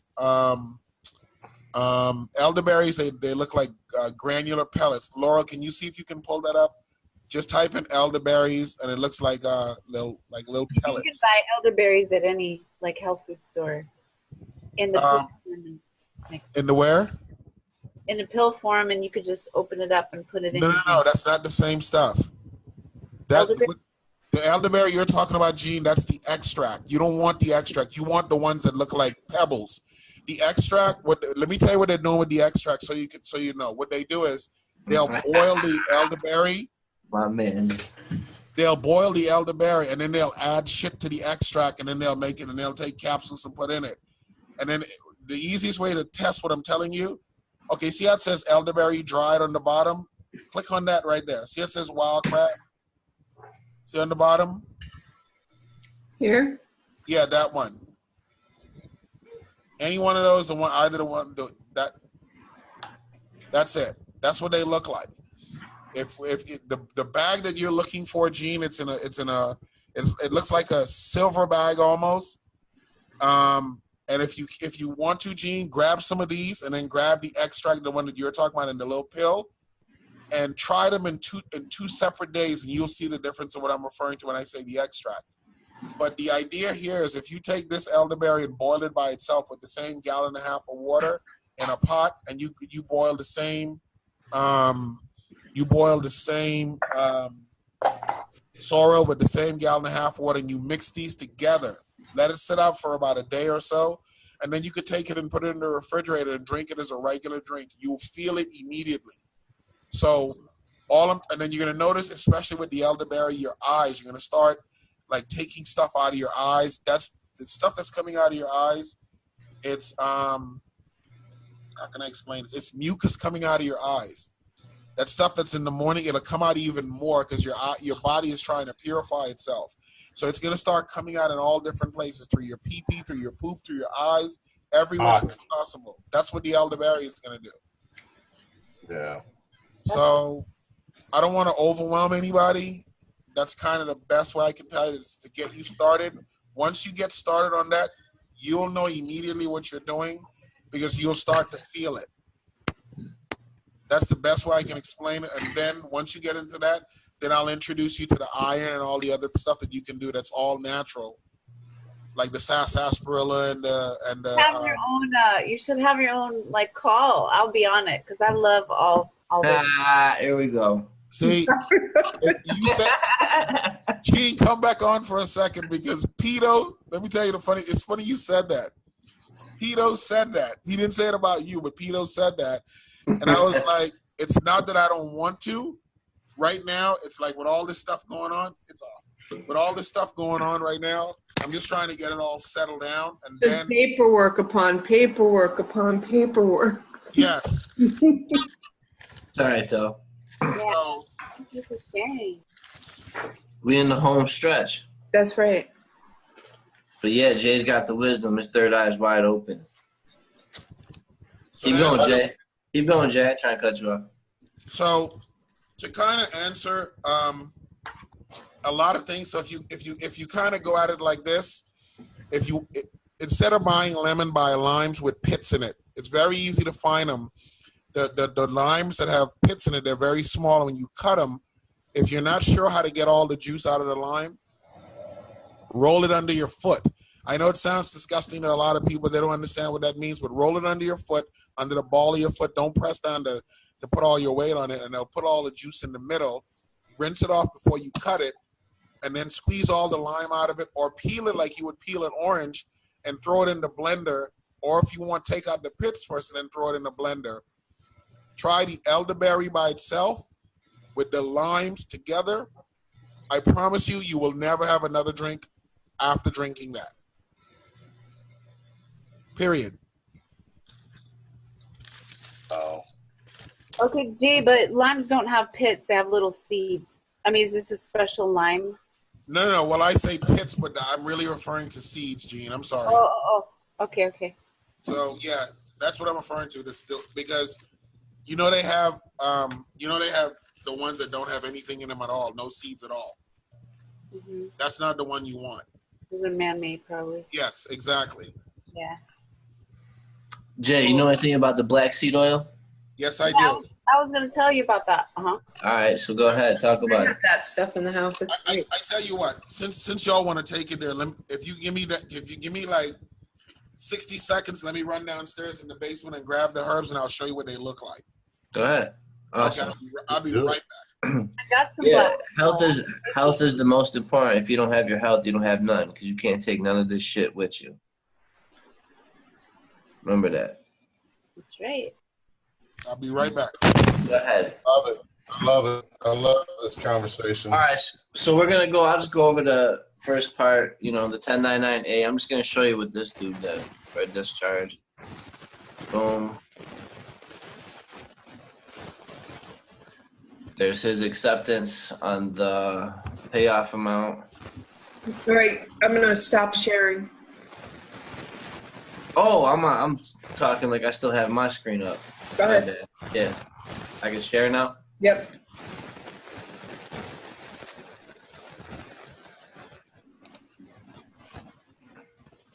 Got it. Yep.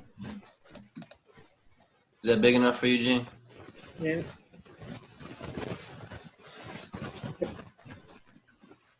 United Nations Declaration on Rights of Indigenous People, the United Nations Convention on Economic, Social, and Cultural Rights, United Nations Charter Articles 55 and 56, UNCITRAL, UNILOS, Presidential Proclamation 7500, House Joint Resolution 194, etc.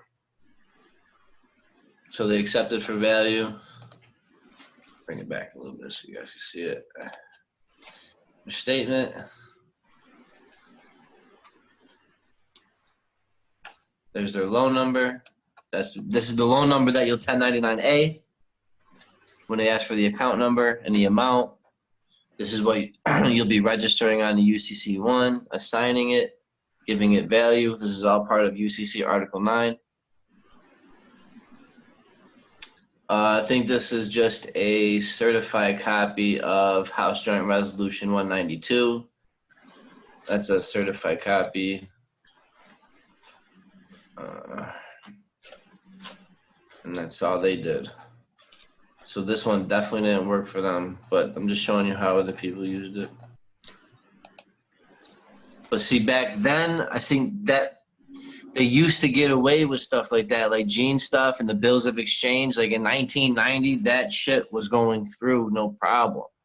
The acceptances, all that. Then they restructured some shit, and they made it wicked hard to get the blocks off, and they probably just closed the group down, you know what I mean? Shit probably got too corrupt, too democratic, sorry.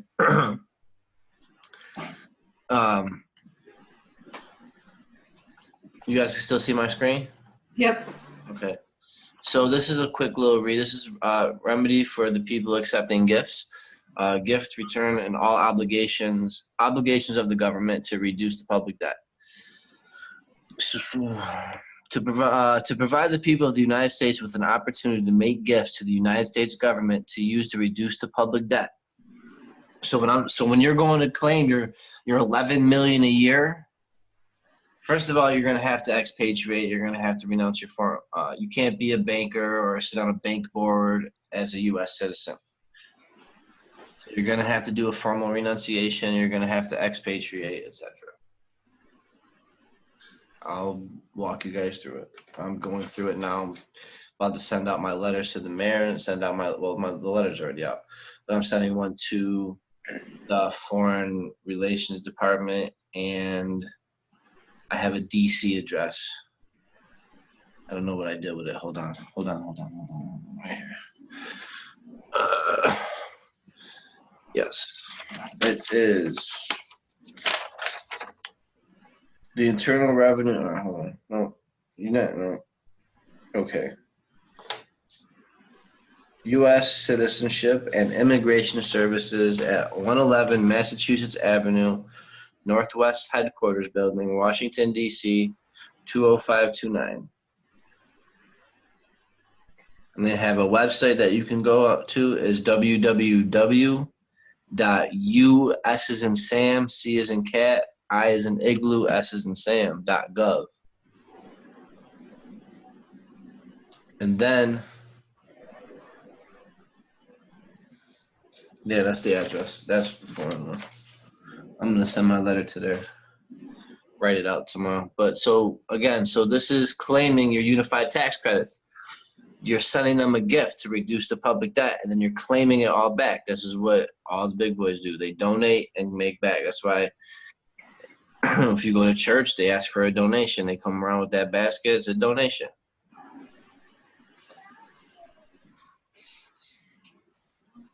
Okay, all right.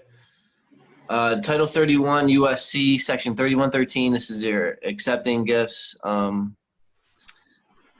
Whereas defined pursuant to Titles 18 Section 8. This is where your obligations come from. Jay talks about obligation and the Stamp Act, and he's very, very, very, very versed in that stuff. The term obligation or other security of the United States includes all bonds, certificates of indebtedness, national bank currency, Federal Reserve notes, Federal Reserve bank notes, coupons, etc. Bills, checks, certificates of deposit, silver certificates, gold certificates. All right, gift-defined contracts. Gift-defined contracts, the act by which the owner of a thing voluntarily transfer the title and possession of the same from himself to another person who accepts it without any consideration. It differs from a grant, sale, or barter in this, that in each of these cases there must be consideration, and a gift, as the definition states, be without consideration. To the manner of making the gift may be in writing or verbally, and as far as personal cattles are concerned, they are equally binding. But real estate must be transferred by deed. This is where your deeds of trust come in. This is where you're going to do your land declarations, land patents. You want to come off the county scroll. Agriculture lien on your land. I'll go over the verbiage for the agriculture lien. You're going to want your meets and bounds. You go down to the registrar where the deeds are. Tell them your address. They'll find out. You'll get the meets and bounds. You'll see the book number, page number, etc. All right, and then this is some in my private capacity as bailor for the bailee of said account. I accept as valuable consideration in return for value, accepting gifts, obligations of the government included in public debt, made only the condition that the obligation be canceled and retired and not reissued. And then see down here, register mail. This would see, but what people are, the steps that they're missing is the registration through the UCC1 and the assignment on the UCC3. And I have a file on there that goes over dealing with presentments. Well, see if you can pull that up real quick. Let me stop sharing. Type in dealing with presentments. I know it's in one of my files, but I can't find it. I don't know if it's in redemption pack or is Jay back? No. I don't think so. Jay, you there? Yeah, I'm right here. Right. You ready? Dealing with what? Yeah, Jay, I'm ready. we got to go over your pack tomorrow, too. I'm going to call you tomorrow when I get up and go over that pack. Okay, I've been Gene, ready. Gene, I'm going to call you tomorrow. Gene, we need to do a pack with Gene, or Jay, because you guys are in the same position, pretty much. So if it would just let me kill two birds with one stone if we could all do it together at some point tomorrow. Cool. If that works. If not, I'll figure it out. It doesn't matter. It's not a big deal, but I appreciate it. But I'll talk to you guys tomorrow. Absolutely, Yeah. All right, cool. Yeah, there you go. Pull that up. This is when you're ready, that's all. Yeah, go ahead. I'm just going to pull this up so it's ready, and then you go and take over because, like I said, health is most important.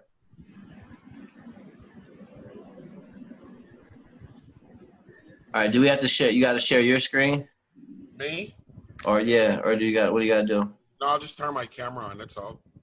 Oh, okay. Cool. Let me know when you're ready.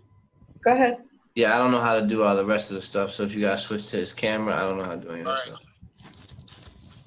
Laurel, you can look this up. My G. Okay, I took it out of the bag that it comes in. It comes in a way more than this. I normally split them up when I get them. Like, let me give you an example. Like this, I never take out because this is really prickly. This is called Yerba del Sapo. You can mix this with the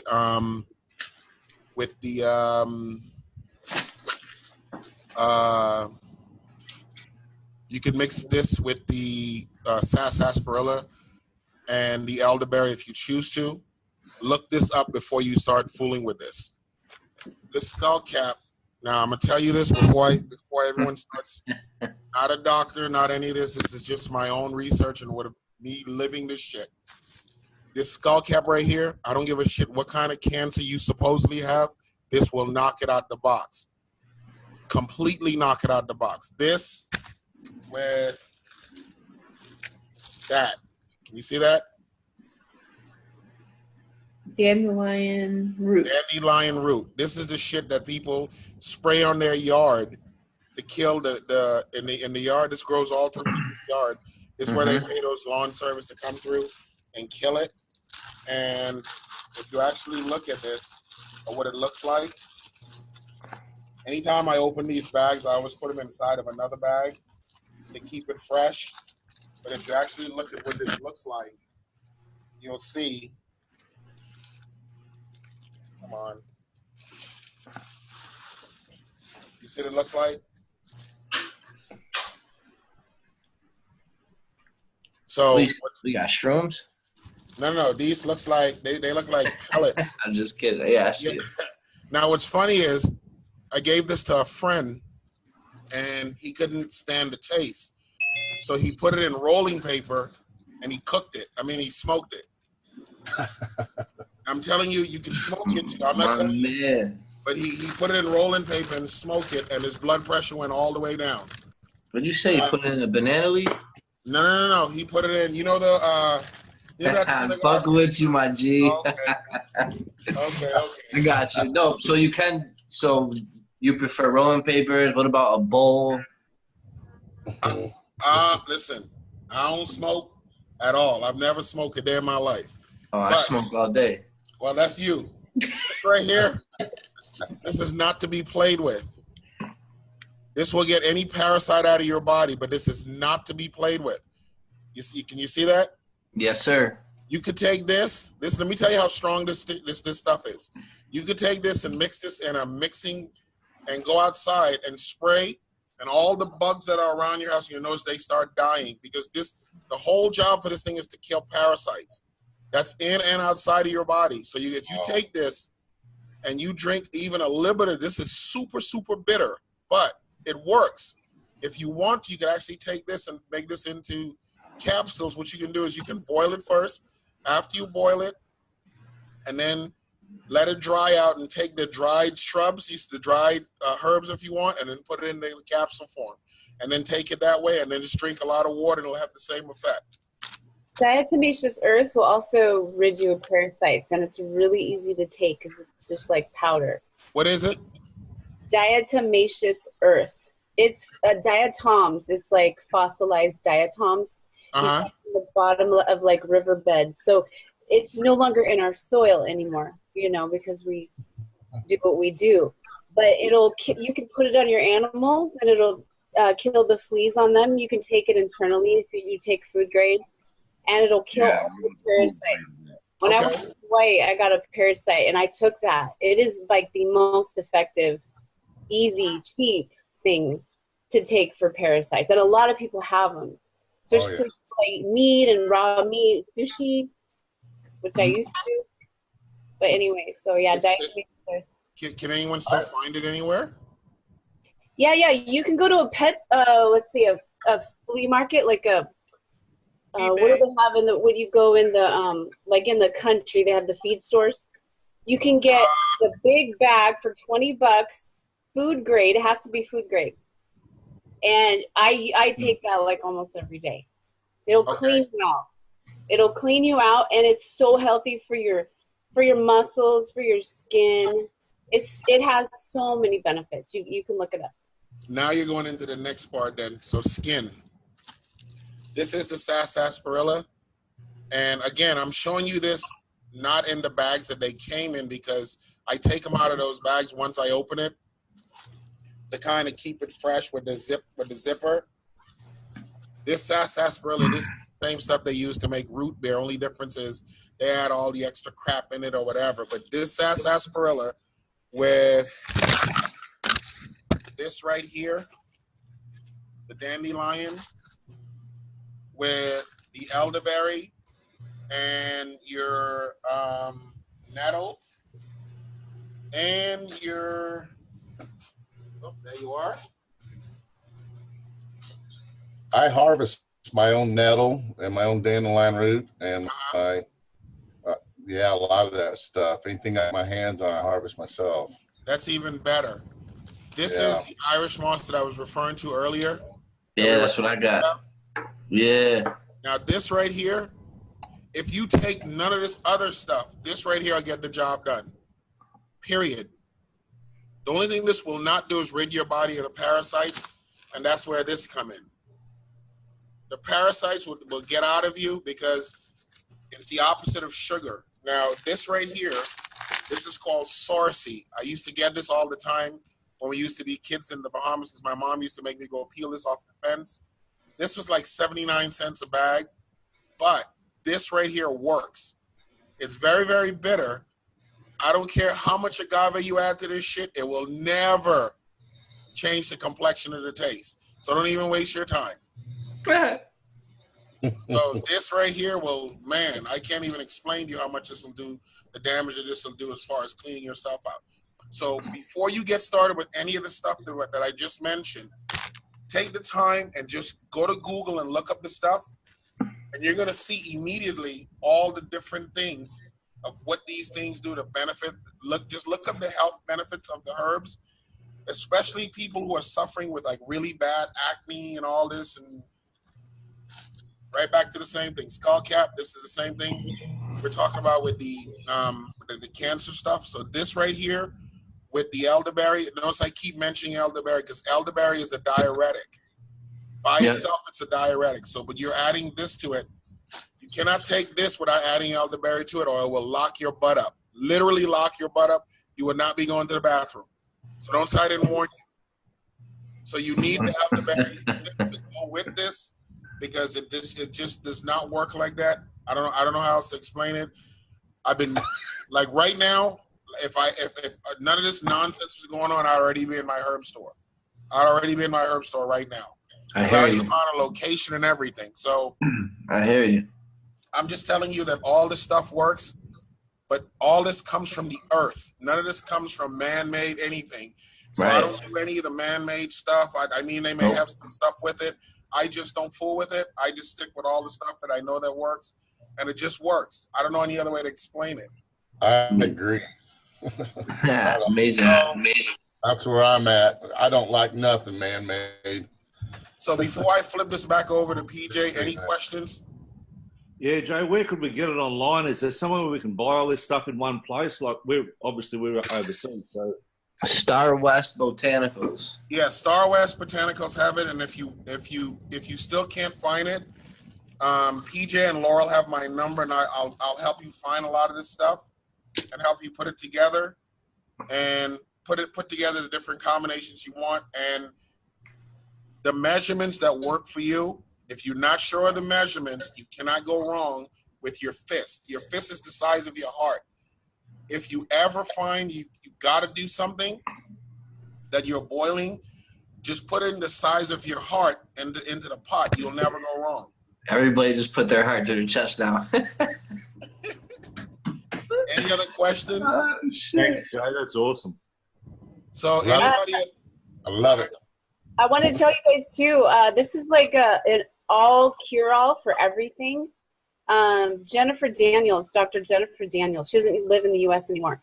They shut her down as a doctor because she came up with the cure, and it'll cure cancer. I mean, anything you name it. It's turpentine and sugar.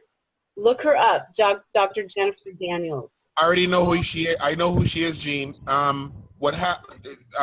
There's another guy that they didn't shut it. I think they killed him personally. Dr. Sadie. They took him out. Everything I'm showing you here, when I really think that I'm into herbs, but Dr. Sadie is really into herbs. There's some of the stuff that he was talking about, I hadn't even touched yet or looked at. But if you go and look up some of his videos online, he talks about in depth of what the difference of what these herbs are and what you should and shouldn't do with them. And not only does he talk about it with them in depth, everybody has this outside of their house, and nobody takes advantage of this the way they should. You can go outside and actually take your feet and put in the soil. Yes. Discharge yourself every morning. Yes. And nobody takes advantage of it because you're walking around on carpet all day in your house. It's called grounding. So the earth has a magnetic field, and it has energy. You can create your own earth batteries. Yes.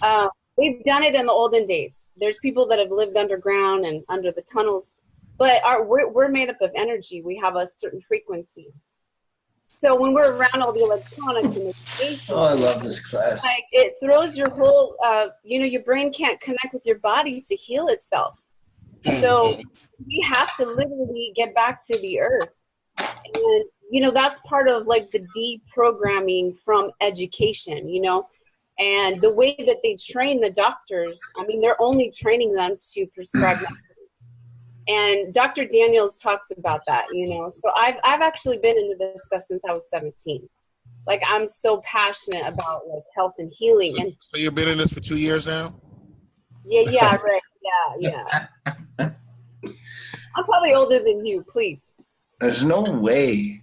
I won't say. If I will never ask a woman her age. I'm 47. Yeah. I'm not ashamed. Okay, you're a little bit older than me, just a couple years. No, I'm good. There's no way. But No way. the whole idea here is this is just me, like, step one instead of jumping to step two. Step one, if you want to start slow, right here. Can't go wrong with this at all. This is bitter, but it works immediately. It's called Sorosy. Fam, that shit looks like it's from the middle of Haiti itself, yo. Bruh, let me tell you something. This right here, man, never gets sick. What's funny is my son. This is one. This is two. Got it. Now, what's funny is with this right here and muscadines, I got rid of my 12-year-old's asthma. He had asthma from 0 to 5. He's now 12. The last time he had an attack was at 5. There are no more attacks, no more nothing. He runs around all day long, nothing, no wheezing, none of that nonsense. And we ran into his doctor probably about a year after we stopped going to see him. And he couldn't figure out what it was. And I kept telling him, I just use muscadines. I never told him what I did because I've just learned that I don't just talk about this out for whatever reason. I just use this for self. But I always notice that they are so intrigued when you talk to them, but at the same time, they're also taking notes that, they already know that they're going to lose you as a patient at some point. I don't advocate not going to the hospital if you have an issue. I just try to stay the hell away from those places as long as I keep doing my stuff. That's all. When they look at my records in the hospital and there's no prescriptions on them, when they're looking at your background, and they don't see any prescriptions on me at 55 years old, every face just about drops every time any of them I talk to because I'm not on any kind of medication. Yeah, a lot of them can't deal with that. They're just they know I'm a different age. Prescribe you one medication. The pharmaceutical companies have it down to a science. It's money to them. So if they can prescribe you one medication, they know with the side effects you'll come back and they can prescribe you 2 more. Everybody should have 3 medications assigned to them, and that's how they make their money. And when you stop giving them money, they shut you down. That's what happened to Jennifer. She started healing people, and they literally took away her license because she was helping people. It's sick. Yeah, we probably already know about that because it's medical things, man. Yeah, that's corrupt system. They don't want you healthy. They want you sick because that's how they make money. Absolutely. Don't get me started. I'm going to start preaching. Yeah. Yeah, but those are the people that are just not open. They're just zombified. So that's why they're all pilled up. That's the way they should be. They can't. They want you. If you're not going to use your head, then, you know what I mean, be pilled up. Right. They want you to think. They don't want you're your own best doctor. That's the bottom line. Everybody's your own best doctor. Right. I've spent extensive amounts of time. My son just died of cancer. I've cured my own cancer. My dad's cured his colon cancer and prostate cancer. He's 82 years old, took care of himself his whole life, basically. And the same thing with me. I'm vaccination free. Thank God. I've never had a vaccination in my life. None of my kids have either. But nonetheless, anyway, yeah, this whole scam, this medical thing is a scam. And I'm just glad that I got into it as a youth. And we had this little old lady that took us around in the woods and showed us herbs and stuff when I was a kid, and I got hooked on it. I've been hooked on it ever since. And I started curing myself from everything. I had bladder cancer, and they got done with they wanted to inject me with tuberculosis. They want to put tuberculosis in my bladder. And wow, I didn't do it. I refuse it. I mean, everybody in the family just freaked. And I'm 12 years later. I think it's 15 years now. You know, I was supposed to die 2 years later. Anyway. Congratulations. It's amazing. If you guys can, wow. If you guys, this is the water that I normally go get from Farmers Market. And this is alkaline water. It says 7.5 on it, but when I tested it, it was like 7.9 or something. See, because I have a tester I can test with. And then there's another one that they have that's a little, the pH is higher than this. And you could do it yourself if you want, but these are the ones, I drink this all day, every day. I have this downstairs in the cases. Nice. Okay, Jake, all you got to do is buy distilled water, or you get your own distiller, and then you add fulvic ionic minerals, and it's alkaline through the roof. The one that you're talking about, if you know where to find it, please help me, because I agree with you with the distilled water. I can't find it. So just whenever you're ready, just call, and trust me, we could be on the phone for hours with this. I know. Here's one. Yeah, we're gonna have a Zoom tomorrow, man. Relax. All right, I'm gonna get back to this discharge. Yeah, that's what I was just about to say. Yeah, we can keep going. Here's one right here. Yeah. Because I just rolled up while y'all was going on. All right. Discharging debt. On a serious note.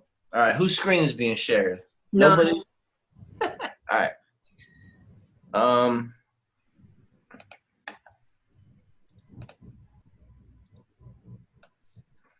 About now.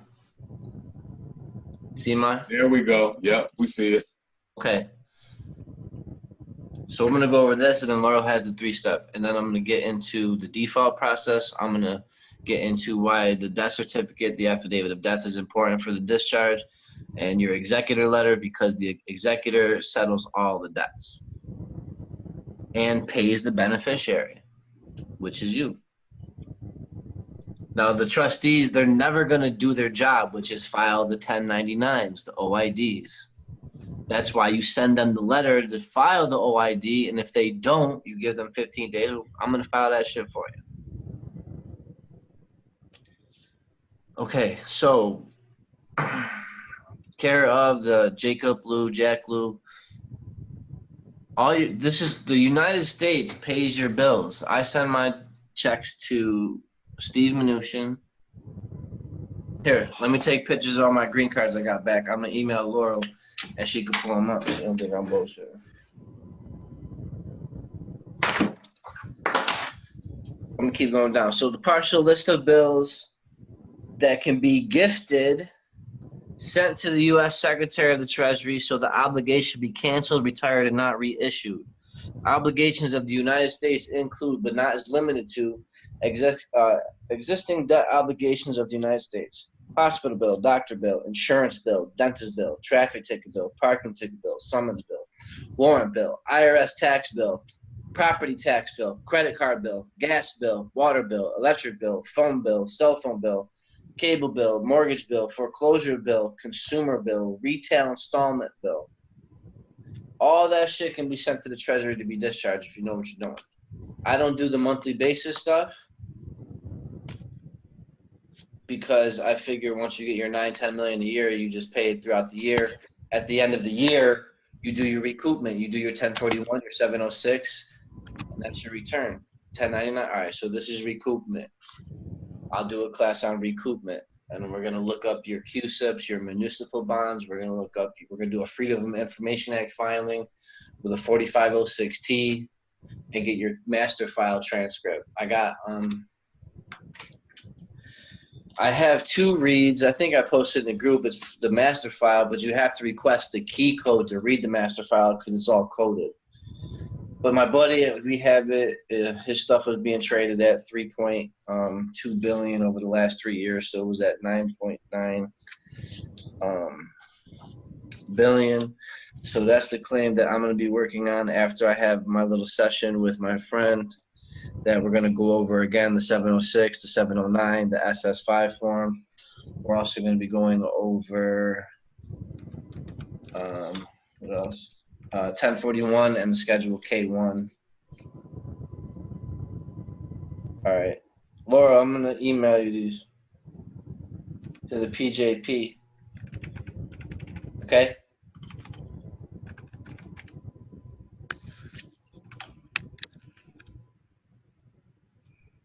Hey, PJ. Yep. Let me mention this real quick. Jay, you on? I heard you on. Jay, you on? Wait, what? Me? You talking to me? No, Jerome. Oh, I don't know. I heard him on a few minutes ago. Jerome? Back up. Jerome, you still on?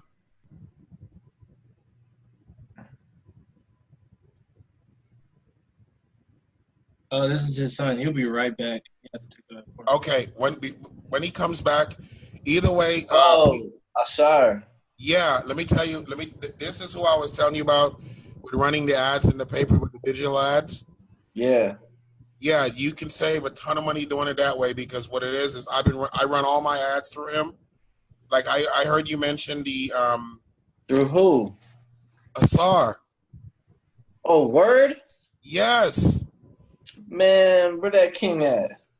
Yeah, he just left into the garage. I'm his son. Man, Yes. tell him to put that blunt down for 2 minutes.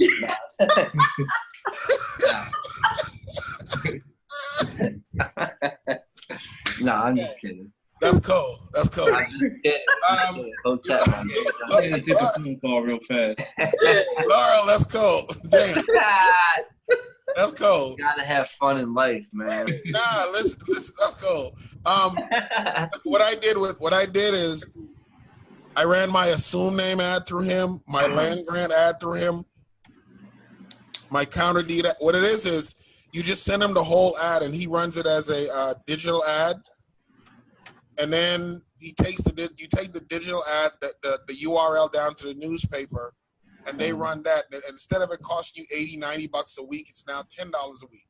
Oh, amen. So my man, hotel.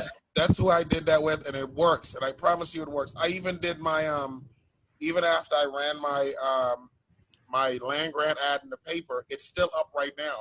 He never takes it down. Yeah, that land grant stuff you did was boss.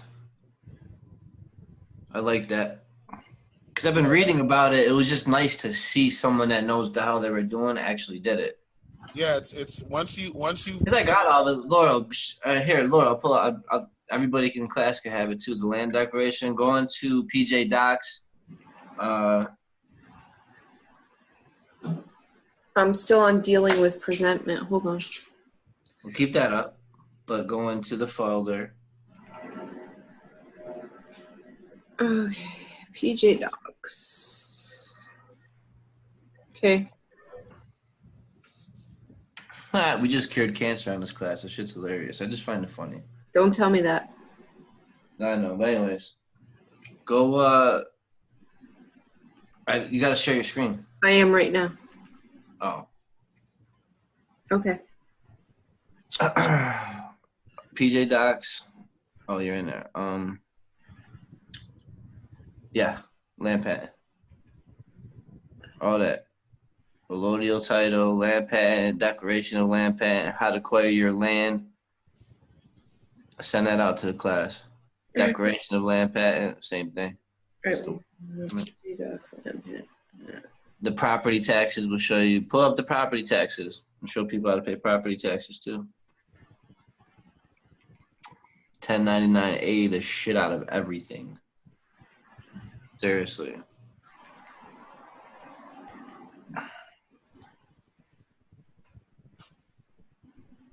All right, what you not to know about property taxes that your U.S. Treasury strawman account holds the title to your property and is liable for the taxes. Bottom line is your U.S. Treasury strawman account has paid the property taxes because it holds the master title to the property and you live in it for free.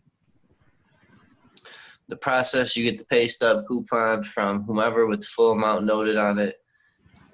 All right, so see, all right, this is what I wanted to get into, and this is what does not fucking work at all.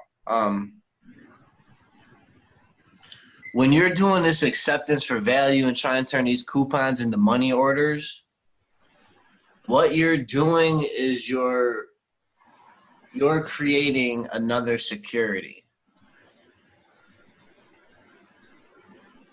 and you're not registering it on a UCC1 or a UCC3, and therefore the security is abandoned still. Even if you 1099-8 it and you accepted an acceptance on it, turned it into a money order, sent it out, it's not registered, it's not assigned. And everything gets assigned. So when you see this, the only thing that I do on there is I just do the acceptance.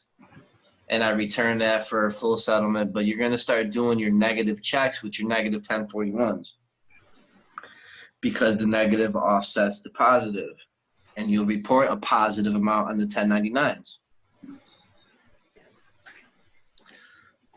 Okay, keep going down, Laurel. It just basically tells you to 1099A it, but my process, I'll show you the negative check with the negative 1041. And 1096, 8281, OID, the letters, etc. So this is the recoupment. This is the steps. You 1099A, 1096. Then you send out the letter for the OID. This is all while you're doing your three-step private administrative procedure. You're going to put them in default. Then you file the 8281 with the OID. If you need the QSIP number, you go on Fidelity. I just gave out the number for Fidelity, and you could go through it on the website, navigate. Then the way you claim it back after the OID is sent out, you file the OID 8281, then you claim it back on the 706-1041. That's your recoupment. That's a state recoupment for every bank loan that you have out there, for every application you have out there, for every how much ever you spent out through your bank account for the last 20, 25 years. You can recoup all that. And like I said, when Mark went on Fidelity, he had 62,000 municipal bonds on his name being traded that he can claim now. That's crazy. Hey, y'all, my apologies. I had to step away. I had an emergency phone call. You good, King. You good. All right. Gotta go check on my chickens there, boss. I hear you. You go right ahead, boss. Hey, Jay, I was just telling them about the digital ads with you. That's what that was. Jay, we about to run all our digital ads through you. Cool. Next class, would you be able to navigate us through that? Only because it's you, man. That's the only see. reason why I'm do that. I'm going to have to come down and see you now. All right, do that. All right, don't tempt me. The RVs coming in, all the OIDs, paperwork out. I'm going to take pictures of everything of the secure transaction for the secure transaction class. They kept my 2 checks. Loyal, see if my email came in yet. So I show everybody the green receipts that I got back, so I'll show you I ain't bullshit. But listen, I'm not used to going to check my suite, so these were sitting here. I forget that they're not sending stuff to my house anymore. I got to get down the road and go to the post office box and get everything. You didn't get it? You said PJP? Oh, there it is. Yeah. Slow.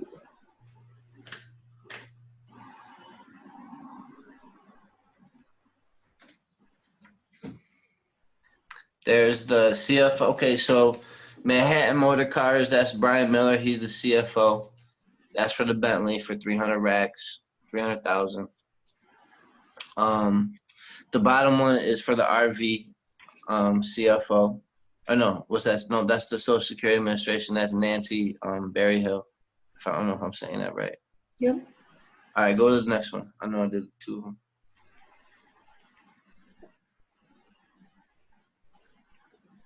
And boom, the bottom left one, there's Steve Mnuchin. They didn't stamp anything received on it, but if I get the receipt back, that means it's received. And then the other 2 are the Social Security Administration, and then the RV is the top left. And then they stamped it in the CFO. And they kept all my paperwork, and they have all the checks. They have all my stuff. So that means it's done. What's up? What I found out is if you go down to the post office with the green card, they'll actually print a copy of who signed for it, even if they didn't sign the card. My man. All right, I'm going back down there tomorrow. Man, I love this group. All right. So there's all my green cards, and all the OIDs are out. I'm waiting for those to come back, my green cards for that, and then hopefully that closed the circuit, and the car company and the RV company gets paid by the Treasury, and that's a secure transaction.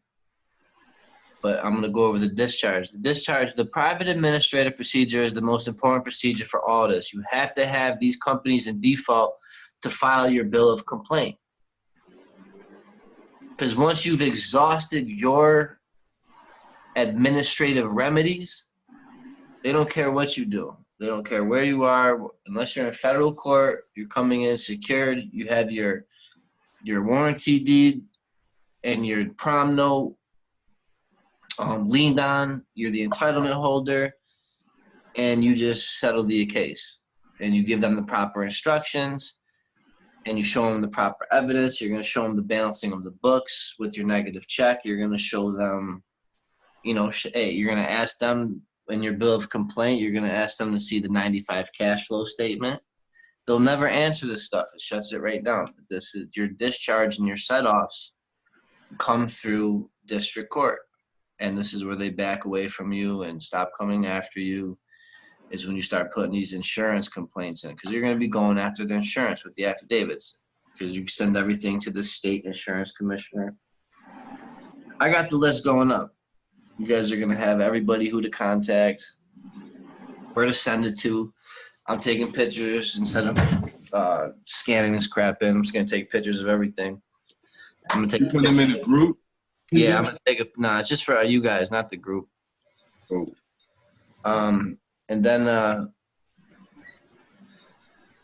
you'll see how I insure my treasury package at $4,000, because then that gives me $21 in between $21 and $22 of postage, and that's how you invoke your common law.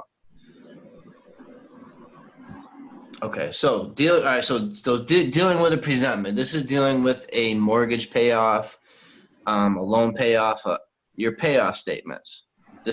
You want that presentment. So step 1, 1099A. Then you fill out the 1096.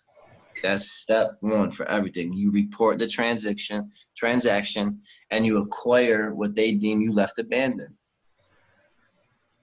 Okay, so you captured your straw man by filing a UCC1 financing statement with the real biological billing, indicated by name upper and lowercase letters as the secured party and the nom de guerre or corporate franchise, indicated by all capital letters, filed as the debtor. You have likewise filed a security agreement in the commercial registry, which is the UCC, either on an original UCC1 or a subsequent UCC change statement, UCC3, in which the debtor has indemnified the secured party, which means he insured it. Okay, so I was talking to one of my boys and I was trying to explain to it, treat your all cap as a ship. That's what it is, right? So your car, it's a ship. You have a vessel. You need to insure. That's what the indemnity bond does. So you're insuring your ship. DOJ Form 206 is registering your ship, registering your vessel to go do business on the high seas.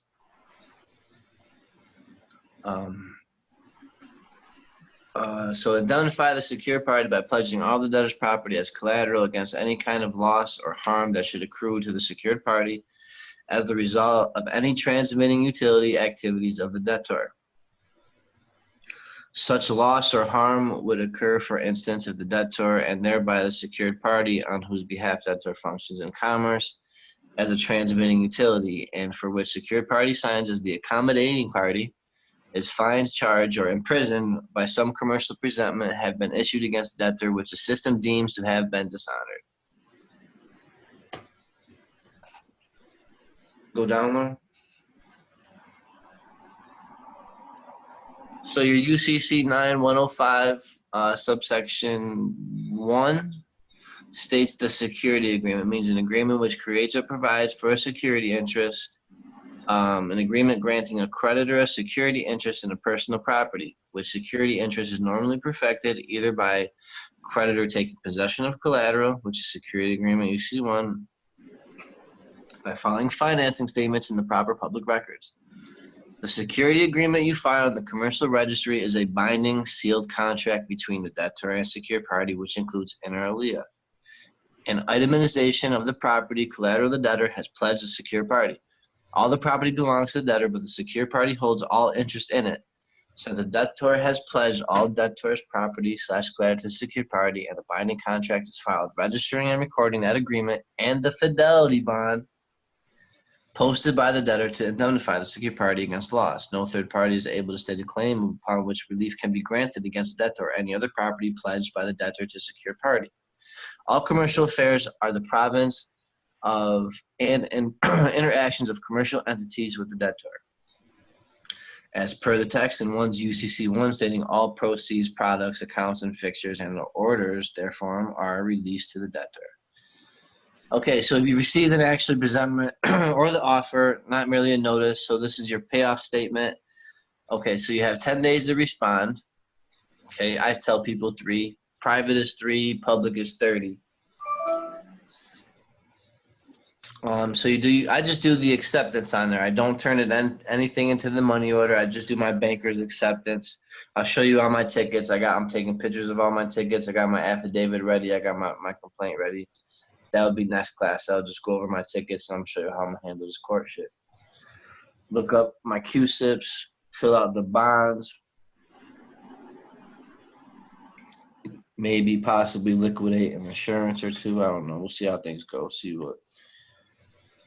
They're probably going to give me mad pressure and mad dumb shit, so I'm going to have to go the full 9. Never can just be anything like settle outside of court. No, it's going to have to be, I'm going to have to pull everybody in federal court, do the affidavit, default everybody, then do a I don't know. I'm not going to assume. I'm just going to do what I do. Maybe I'm going to try to record it. I'll see what happens. I'm not going to court, you know what I mean? I got to go down to the clerk office and get some things notarized. I'm going to get my certificate of trust notarized tomorrow. Then I'll take pictures of that for everybody. That's linking the 82. I got my 98 on there. I combined one of Kristen's. She's a girl in the group, Kristen Angel. And I combined the one with the Estate and Trust Administration for Dummies. That certificate of trust. So I'll show you guys tomorrow or next class. I'll hand it out, and then you guys can make your own. Because you're going to, the purpose for the certificate of trust is that you're going to use it to open up a bank account through ally.com. You're going to need your 82 number, the one that we were just going to set up for Asar. And then your certificate of trust has to be faxed over to them. And that's it. And that opens up your bank account. You don't have to have the 98, W8 Ben. It's just those 2 items. When you get to Fidelity, I'll show you guys how to open up the Fidelity accounts with your 98s. It's going to be a foreign bank account. And then you're going to link your Fidelity account to your cage number. So you're going to need your account and routing number for when you go to get your cage code. The reason for getting your cage codes, once you get your cage codes, then you can start filling out securities and doing government contracts. That's where standard form 30, 1414, 1416, and 1418 come in. So you talk about doing grants. That's where those forms come in, doing grants with the government contracts. You'll be funding it because you're a private bank. You're going to be issuing the bonds.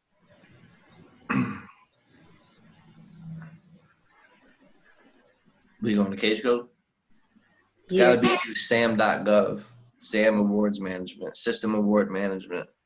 After you have to get your Duns and Bradstreet, then you go to SAM, create a SAM email or whatever, registered name, and then you get your cage code through the SAM. Sam gave me a long digit code. It's like 4 digits, -4 digits, -4 digits, -4 digits, and an email. But Duns number not required. Which is this? I can get to there. When I went to go to cage code to try to figure out how to connect it, that's where I got slipped up. See, my girl did all these for me. That's why it's hard. I'm gonna have to when I talk to her tomorrow. But listen, man, walk me through this cage code stuff. so I could show people, because she did all this stuff for me, and that's how afterwards I knew who she was. I'm like, man, I see who you are, but I appreciate you. All right, I'll have a separate class on the cage code and stuff. All right.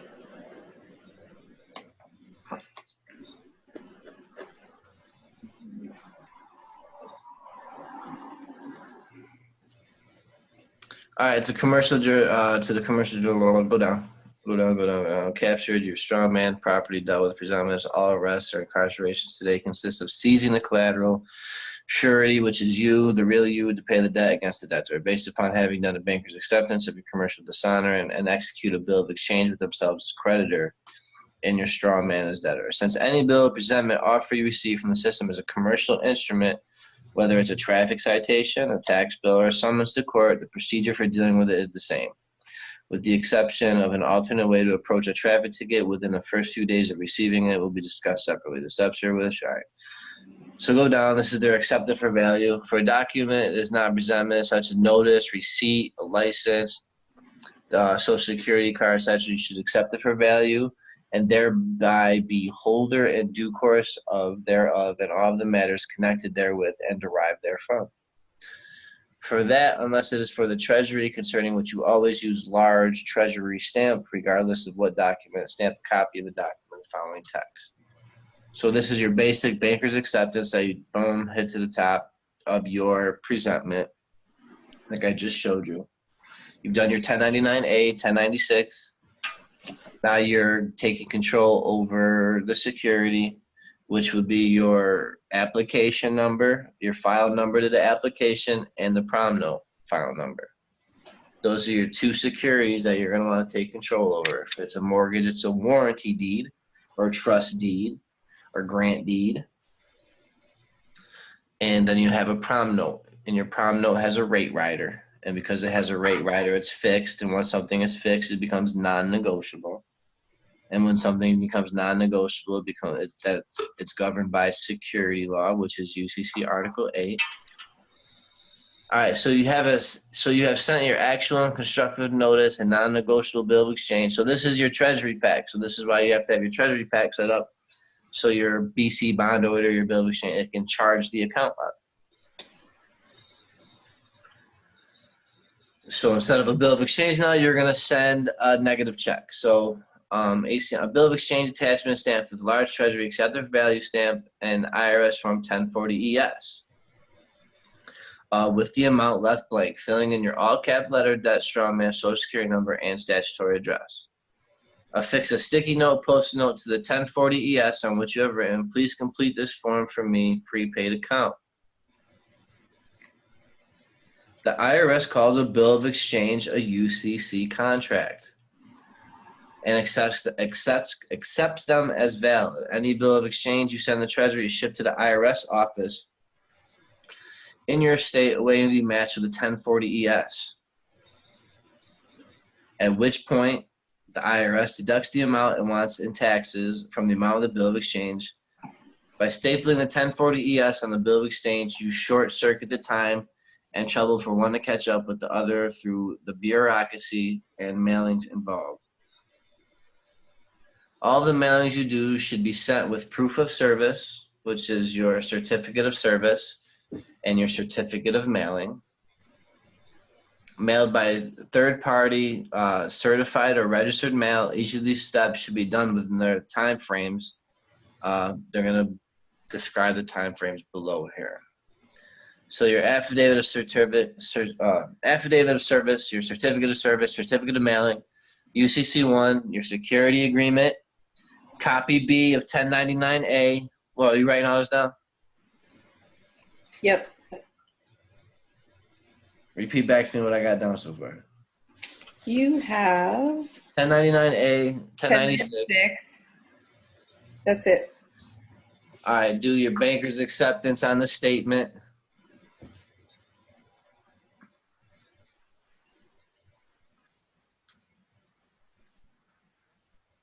Yep. UCC1, security agreement. Yep. Certificate of service, certificate of mailing. IRS Form 56, 1040 ES, OID letter, executor letter or executrix letter, IRS Form 966, your 82 letter from the IRS indicating you to be the executor,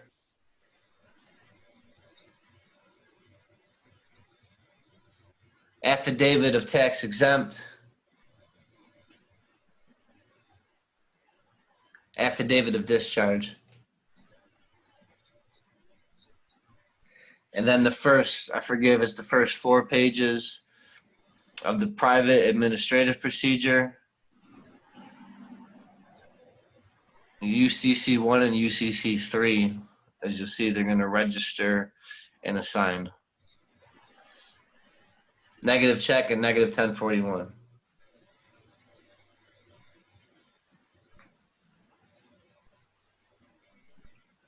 So the way the discharge is private administrative procedure. Once you've done your private administrative procedure and you've defaulted them,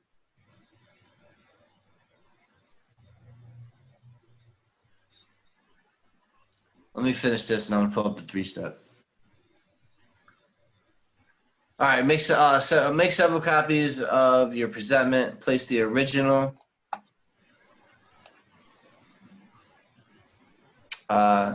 pristine, unstapled, and not written upon in a safe place. Never part with your original for any reason to anyone. Make copies of any deal with them. Stamp as many as are necessary, depending how many people they must be sent to with the following text. Real simple one. Real simple. This is real simple. Sign your name, send it back to the offerers with an actual and constructive notice informing the offerers that you've accepted their presentment for value.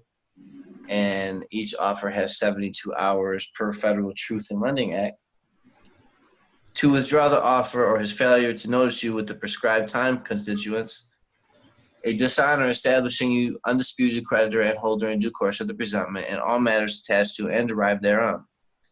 Send by registered mail with the third-party proof of service. Ideally, one should use an affidavit of service that is signed and notarily acknowledged by a non-party to the action mailed by him or your entire package. Each recipient receives an original affidavit of service with the package. Number 2.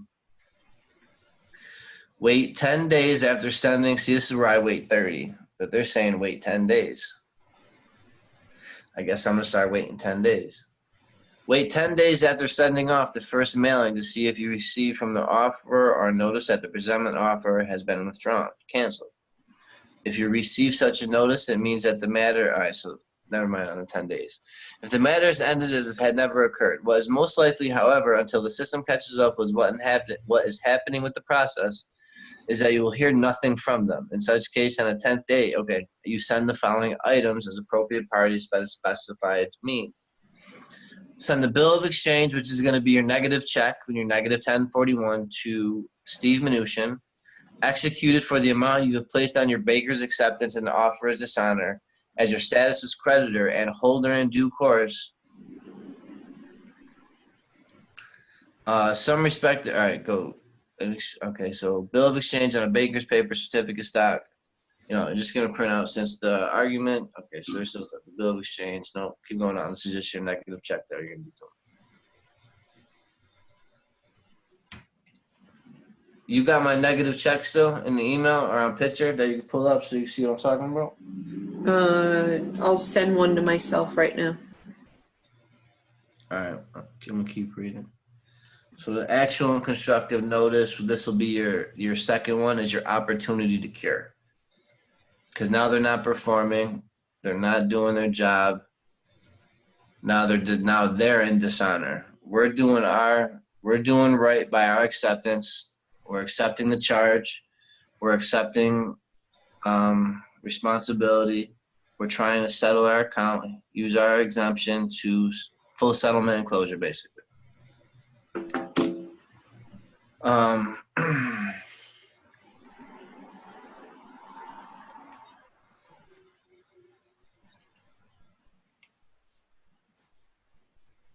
All right, so that was for, this is for the Bentley, and this is the negative check with the negative 1041V.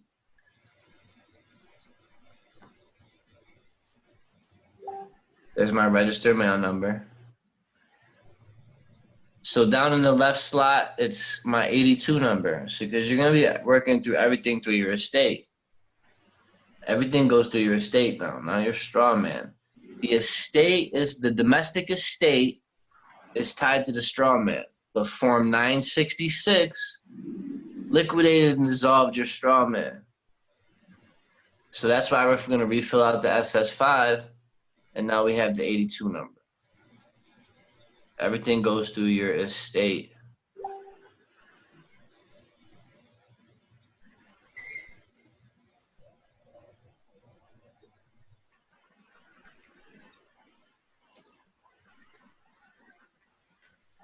Yeah, 56 Federal Rules of Civil Procedure. Consumer Protection Act, I think, lists it. Fair Debt Practices Act lists the days. Okay, so you're going to do the negative check. Keep going down. I'm going to get to the UCC part because you're not going to be doing all this. All right, keep going down.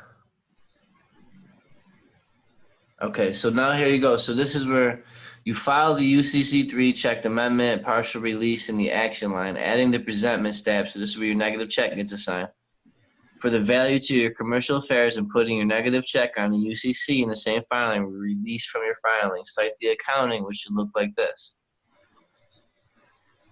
You're going to list your check number. I'll show you all mine next class with my OIDs, my 8281s. Keep going down, bro. Because if you read UCC Article 9, it goes over the collateral section and what makes it, how you secure the collateral. So in 10 days after sending the above notice, all right, so 10 days after the above 3 mailings, if you receive no notice from the offeror that he's adjusted your account, send the first notice of his requirement to do so. Include a W-9. Let him know if he does not adjust the account, you require him to return the W-9 to you with his fiduciary tax report or individual tax return. They file 1040s, not 1041s. And remember, a 1040 is a tribute to Britain. Also inform him that he's retaining the funds, refusing to clear the commercial account, and may thereby be liable for the taxes on his unauthorized retention of the funds. Since the account has been adjusted in the Treasury, discharge in your account is prepaid. 10 days after, step 4, 10 days after the above first notice, send offer or second notice. Provide the W-9, fiduciary tax report, 1040. You will send IRS Form 8300. Suspicious transaction to the IRS and SEC suspicious activity report, which is sent to FinCEN in Detroit. This automatically goes to 6 different agencies of the Federal Reserve: the Federal Reserve Bank, the FDIC, the OCC, the OTS, the NCUA, and the Treasury. Right? Because you're making securities, and the SEC is going to go in there and make sure that everybody's securities is being played with correctly and playing by the rules.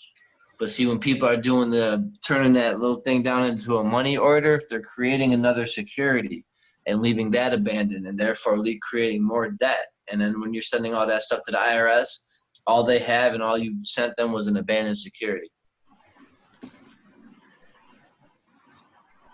That's why the negative check and the negative 1041, 2 negatives make a positive, tie into everything, because liabilities and assets. Assets are your credits.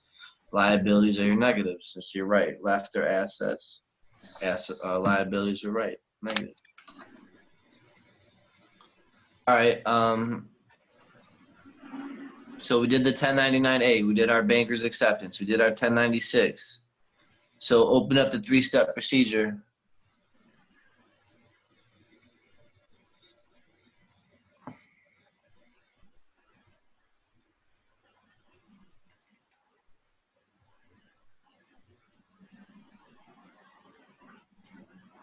Okay, so now you're sent. This is the first part of your private administrative procedure. Real simple to fill out. There's none of this information is that hard. It's simple information. It's registered mail numbers, your social security number, and the number on the back of your social.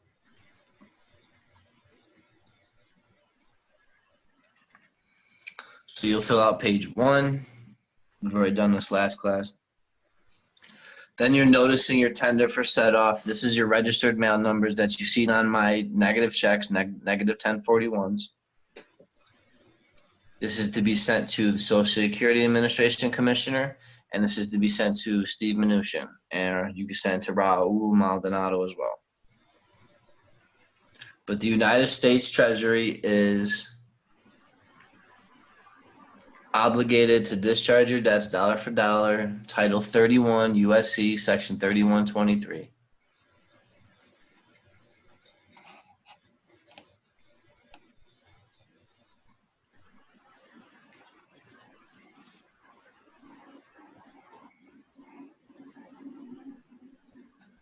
Then I'll show everybody once you start buying cars and boats and land, and I'm going to show you how to do land declarations. I'm going to show you how to put everything in your foreign asset protection trust, which is your 98 numbers.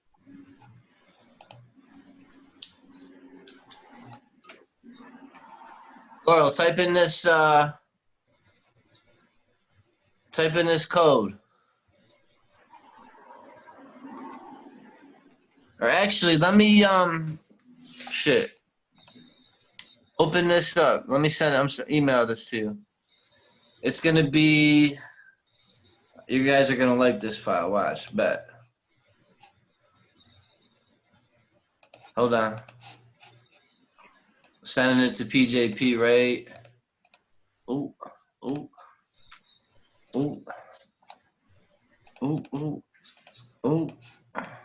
It's a quick one too. And this is, remember the last class when I was like Title 46, 31, 23. I'm going to show up how you're creating this money and how it correlates with the IRS. All right, I just sent it, Laurel. Check me.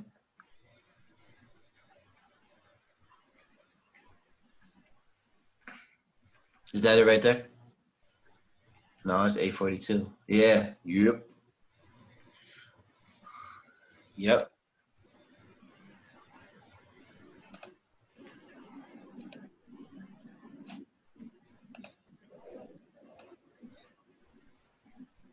I don't want none of this over here on the right. I'll put all this. Oh, there we go. All right, maritime liens. Maritime liens are ancient encumbrances on vessels under Admiralty law to enforce the payment of debts. This is why you're putting an ag lien. This is why I call it maritime liens, agricultural liens. The agricultural liens will make them perform on these negotiable instruments. Merchants and governments like Admiralty law because it provides less rights to debtor than the common law. Because ships can sail out of a jurisdiction, the merchants need a swift execution to collect debts. Therefore, a creditor can have a vessel arrested by the police without any proof that the debt exists and without filing the lien. This is called in rem action, in which the vessel or its cargo is seized without any proof. The creditor does not have to prove that the debt is owed unless someone files a counterclaim in court. Thus, a notice of lien can be sent to an alleged debtor without any proof or any filing. The courts have termed this a secret lien because it's not filed anywhere. The United States is the only government that enforces Admiralty law inland. This is why we're the Admiralty wing. The Navy, we run everything. That's how America makes their money, is through war. That's why we've been warring for 225 years. The United States is also the only government that has codified maritime liens into statutes, which is Title 46, Chapter 313. The secret lien is codified in Title 46, USC, United States Code, Section 31342. Maritime liens have a higher priority than all other liens. Their priority over statutory liens is stated in Title 46 USC 31307. Priority over common law liens is stated in Title 46 USC 31326. There are lists of lien priorities in the documents below, but we know the source of those lists. However, mortgage liens, IRS tax liens, and other government liens are listed at the lowest priority. Recorded maritime liens take priority over unrecorded liens and are called preferred maritime liens. The responsibility to record maritime liens is delegated to United States Coast Guard.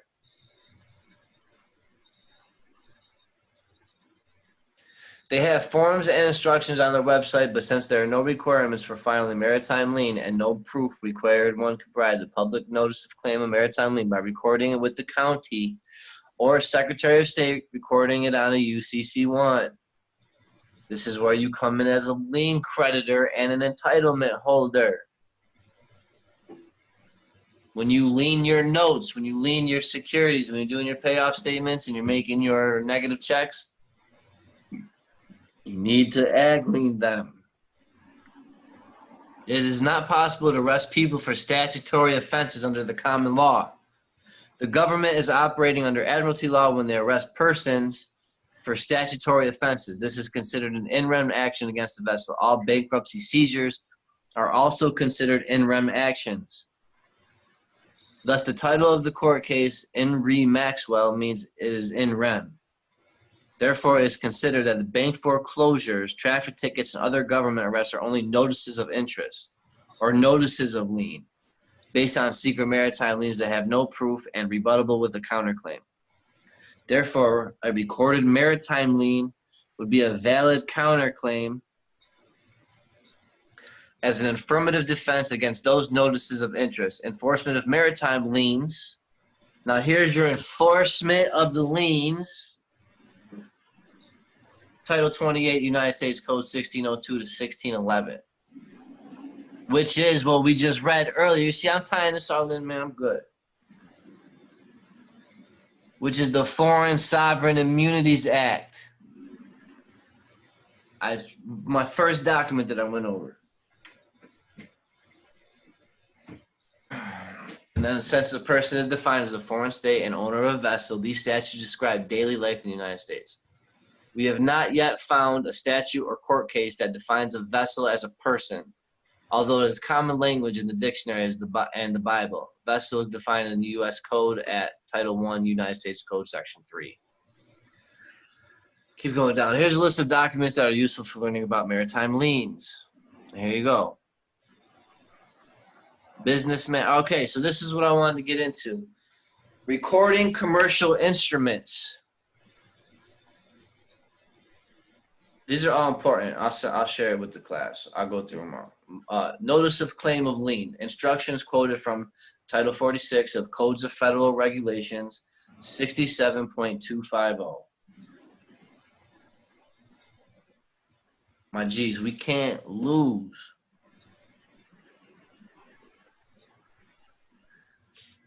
Secret liens. Okay, we just went through that. Maritime liens in the conflict of law.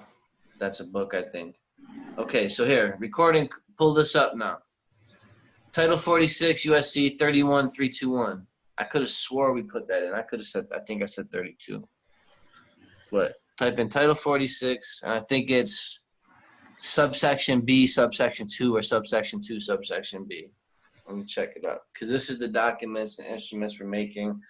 Then we're going to pull up the validity. I'm going to go over the rest of the private administrative procedure, and then I'm going to go over the bill of complaint for 2 minutes, and that's your discharge. You have to default them, and then you open up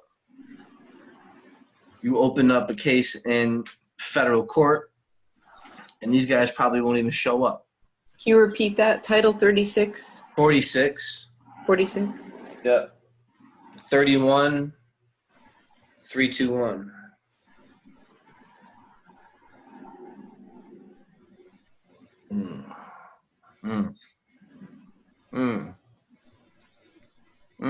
Fam, if I don't have the sauce, I don't know who does, man.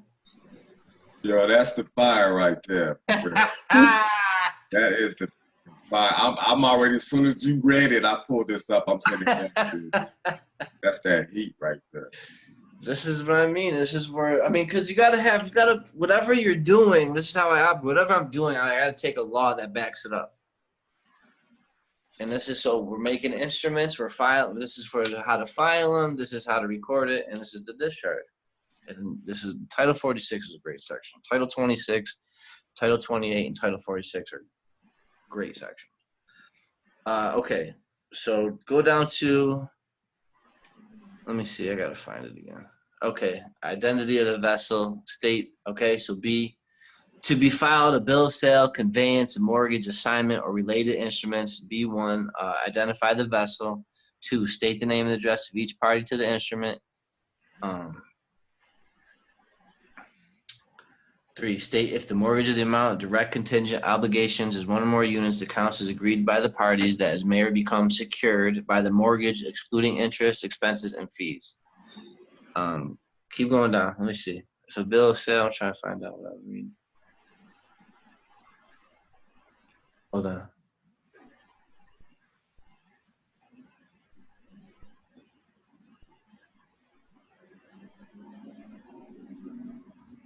Yeah, all right. Go up. I think I skipped some. I just want to make sure I didn't skip some. Up top. Go top. Okay.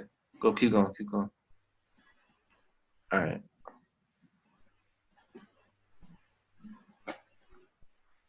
Okay, so subsection, all right, bill of sale, conveyance, mortgage, assignment, or related instrument, whenever made that includes any part of a documented vessel or a vessel for which an application for documentation is filed, must be filed with the secretary to be valid to the extent the vessel is involved against any person.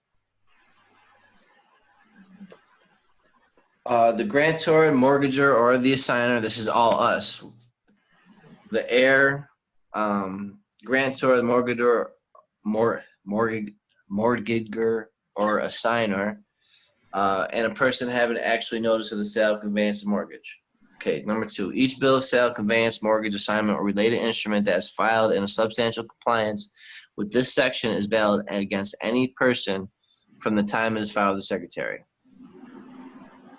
Okay, 3, the parties to be an instrument or an application for documentation shall use diligence to ensure that the parts of the instrument or application for which they are responsible are in substantial compliance with the filing and documentation requirements.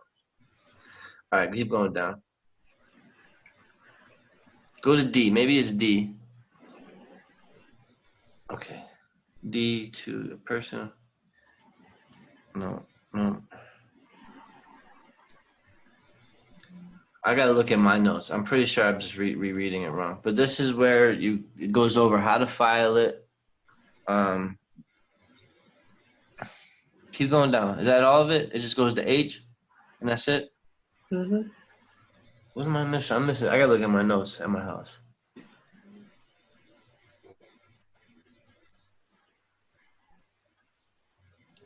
Go up. Let me see 2. Or B, or yeah, 2. No, see?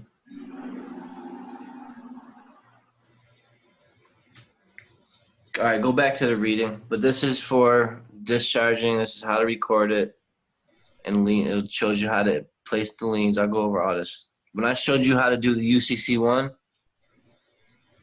for the note, I'll do it right now. I'll go over it right now. Go to Secure Creditor 1 and go into Atlanta. So this is how you lien the notes. Yep. Go to UCC filings real quick. Yep. Register and assign instruments. Register instrument.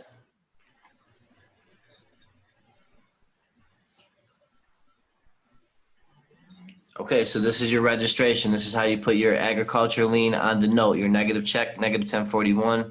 You're going to put your registered mail number in the collateral section. I'm going to show you mine, so I'm not going to go over it. You guys are going to see mine, how I assigned it to the Treasury. So I'm just going to go over it.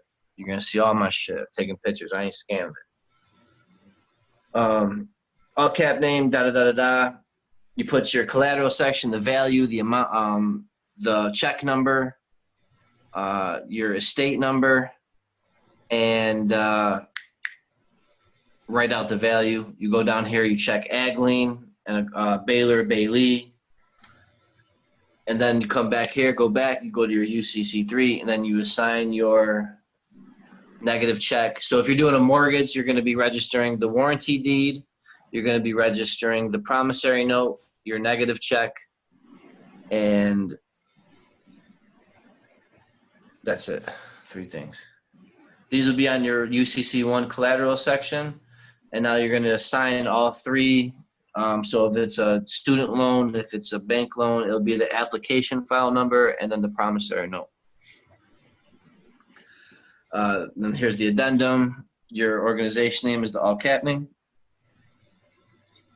Then the debtor is a trust. Secured party, I add the treasury. And then up here, for the debtors, you add the bank, the mortgage company, whoever the bill is the second debtor. Okay, keep going. Go back, Laurel, and go to the assignment, because you're the assignor, the grantor. So same thing. Your initial financing statement, it could be your initial one, or it could be the one you just did for the prom note, your negative check. Because on your security agreement, it has all UCCs, so it doesn't matter which one you reference, both is going to work. Check off assignment. See where they have the United States Treasury. Okay, so on the new forms, they have the added secured party creditor. On the new UCC3s, you're going to add the United States Treasury, and this is who you're assigning it to. Same thing for the collateral. Go down. This is your secure party name. This last name, first name, middle. Original UCC filing, or the filing you just did for your prom note, warranty deed, application, etc. Keep going down. Boom. Steve Mnuchin, add Raul Maldonado. Dean, we're gonna make a call tomorrow. I'm gonna call you tomorrow. We're gonna set it up. We're gonna fill all your holes. Don't worry, I got you. So assign it to the Treasury, because again, Title 31, USC Section 3123. The United States is obligated to pay all your debts dollar for dollar. The obligation, like Jay says, like I was telling Jay, talks about how important Title 18, Section 8 is, and the term defining the term obligation, and then the Stamp Act.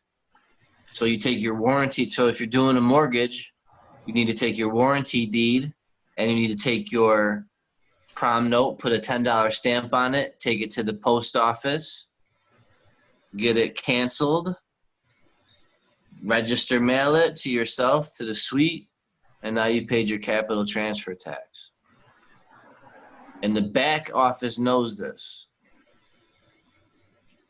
Okay, so go down. So this, I'm going to send this out. Everybody's going to have all the codes, all the extra stuff. I got that big book, George Mercier, that goes into bank deposit accounts. It goes into all contracts. So it's a great book. Keep going down. It's only 3 pages. Hold on, man. Let me look that up. That shit's pissing me off right now. Okay. Go back to the private administrative procedure, because this is the most important. I'm going to pull up other administrative processes. This is, I'll pass out the Mortgage Killer too if you guys want that. That's a good read. And pull up, I'm going to end it a little bit, and I'll say this, we'll extend it. And pull up file how I claimed 4 houses or 3 houses lawfully. Pull that up. And I think that gets into the UCC 3 and land declarations, and we can hand that out as well. How I claimed. Yeah, right there. Beautiful. And this has I believe, I haven't read this in a while, but I remember having some good sauce in here. Good. Go down.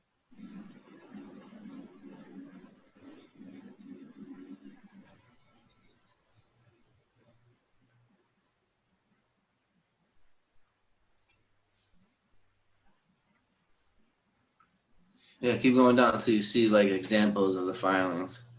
Because he has his letters in here. See UCC 1 notice, his acknowledgments.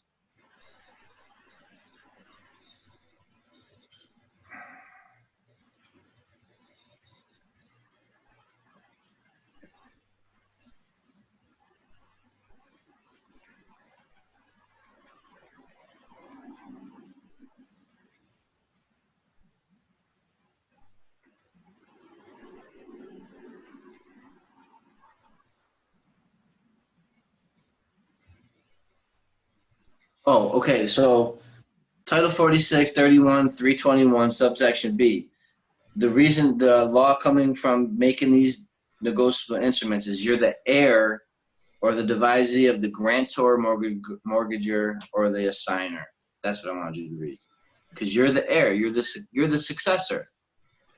All right, keep going down. So this is he did a reconveyance of his deed. And I have all these documents for you. They're in my the Karen Trappett documents. I have all this stuff. This is your reconveyance of land. Keep going down. It's a long read. It's got 75 pages, but it's a good read and explains everything that I'm really going over in class. And it has the letters to send out. Just a quick little run through. So again, I'm going to keep going. I'm going to drill this in your head. This discharge. Keep going. I'm just going to keep talking until I see what I'm looking for in there. Your discharge, boom. First thing, 1099A, acquire all your assets, 1096. Then you send out copy B, your negative check, your negative 1041, copy B of the 1099A, and your letter to file your OID, along with the first 4 to 5 pages of the private administrative procedure. That's your first pack. IRS Form 56 and your executrix letter. Laurel's got all this written down. That's your first pack. Then you're going to wait 30 days. Then you're going to send them your opportunity to cure. Then you're going to wait, after those 10 days, that you wait 3 days to send your default out. Then once you get your default, you go to the Secretary of State, you get your certificate of default. You write up an affidavit and place it on the UCC1. Now that you have a security, go to Fidelity, call the number I just gave you, tell them you have a security that needs to be lodged. And then you get your dividend payout. All right. And this gets into the landlord stuff, and it's a really good read.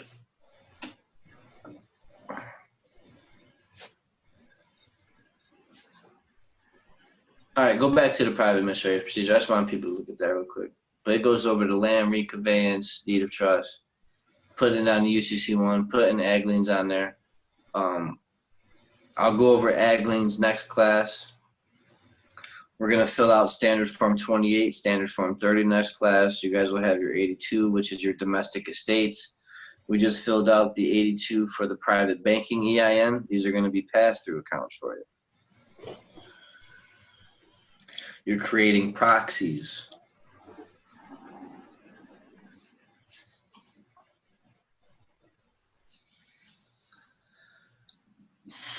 Three-step, not this one.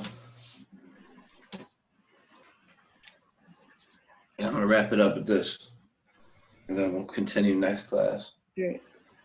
Because it's about to be 3.5. All right. So this is another important one. This is the request regarding your statement of account. And then see the balance due down there? It's 0 because you're showing them your ledger, which is their statement of their positive account. And then your ledger is that statement with your negative check. That's your ledger. That's your positive and negative, and that's your balancing of the books. And that's your set off. All these people just keep sending positive amounts and positive amounts and positive amounts. And how are you supposed to offset anything with just all positive numbers? Add this affidavit with a specific negative averment. Your negative averment comes from Federal Rules of Civil Procedure Rule 9A.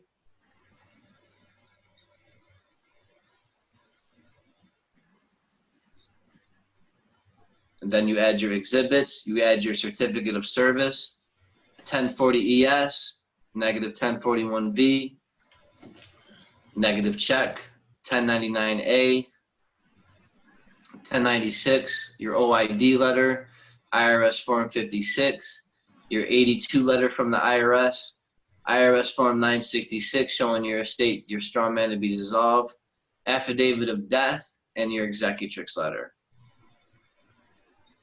And then I'll send you guys the bill of complaint out. Me and Laura will be done with that tomorrow. So Laura, I was going over the bill of complaint for the foreclosure, and I think what I did was I added like an authorization letter and the bill of complaint and like a memorandum all into one. So we're gonna separate them, Right. and it's because it's all done. Right. So now it's just putting the numbers on the side and then letting that shit go like wildfire. Okay, so now boom. 30 days goes by, your affidavits are curing. Because again, after 90 days, your affidavits become accounts receivables at the Secretary of State office.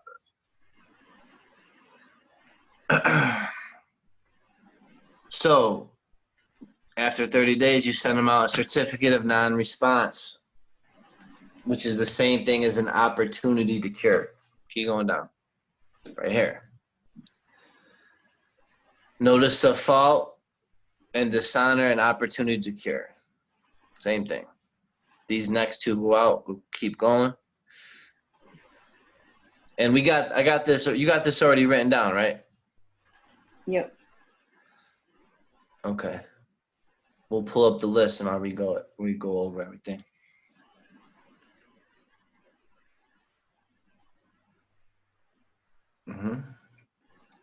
And now your fee schedule, and then you guys already have your fee schedule, so don't use this fee schedule. Add to it. Add your fee schedule into it, because this shit is lame. That's a lame, cheap schedule. You can hit them for way more than that for your time. Stop acting like your life is the most precious thing on this earth.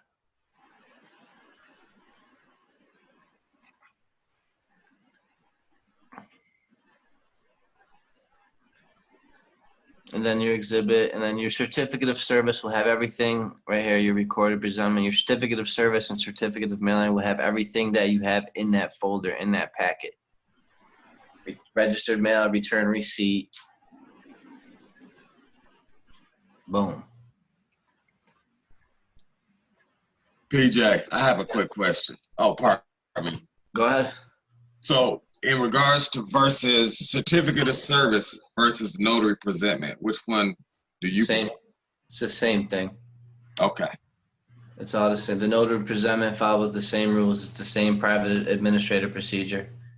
This is their default. This is where they're in breach of trust now because they're in non-performance.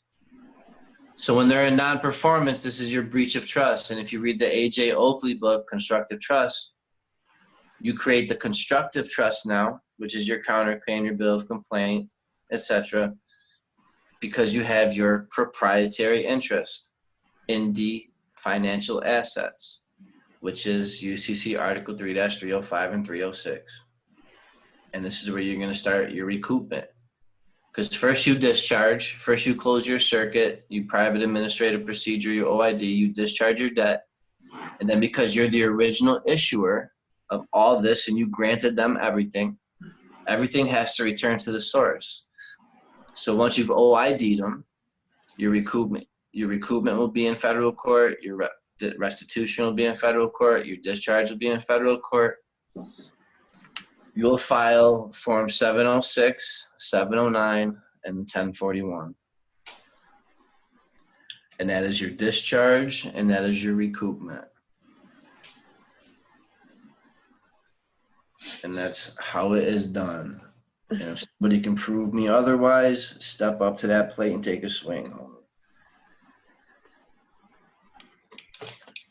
PJ, do we have to use a negative check or the money order that we did before? Is that okay? Negative check, man.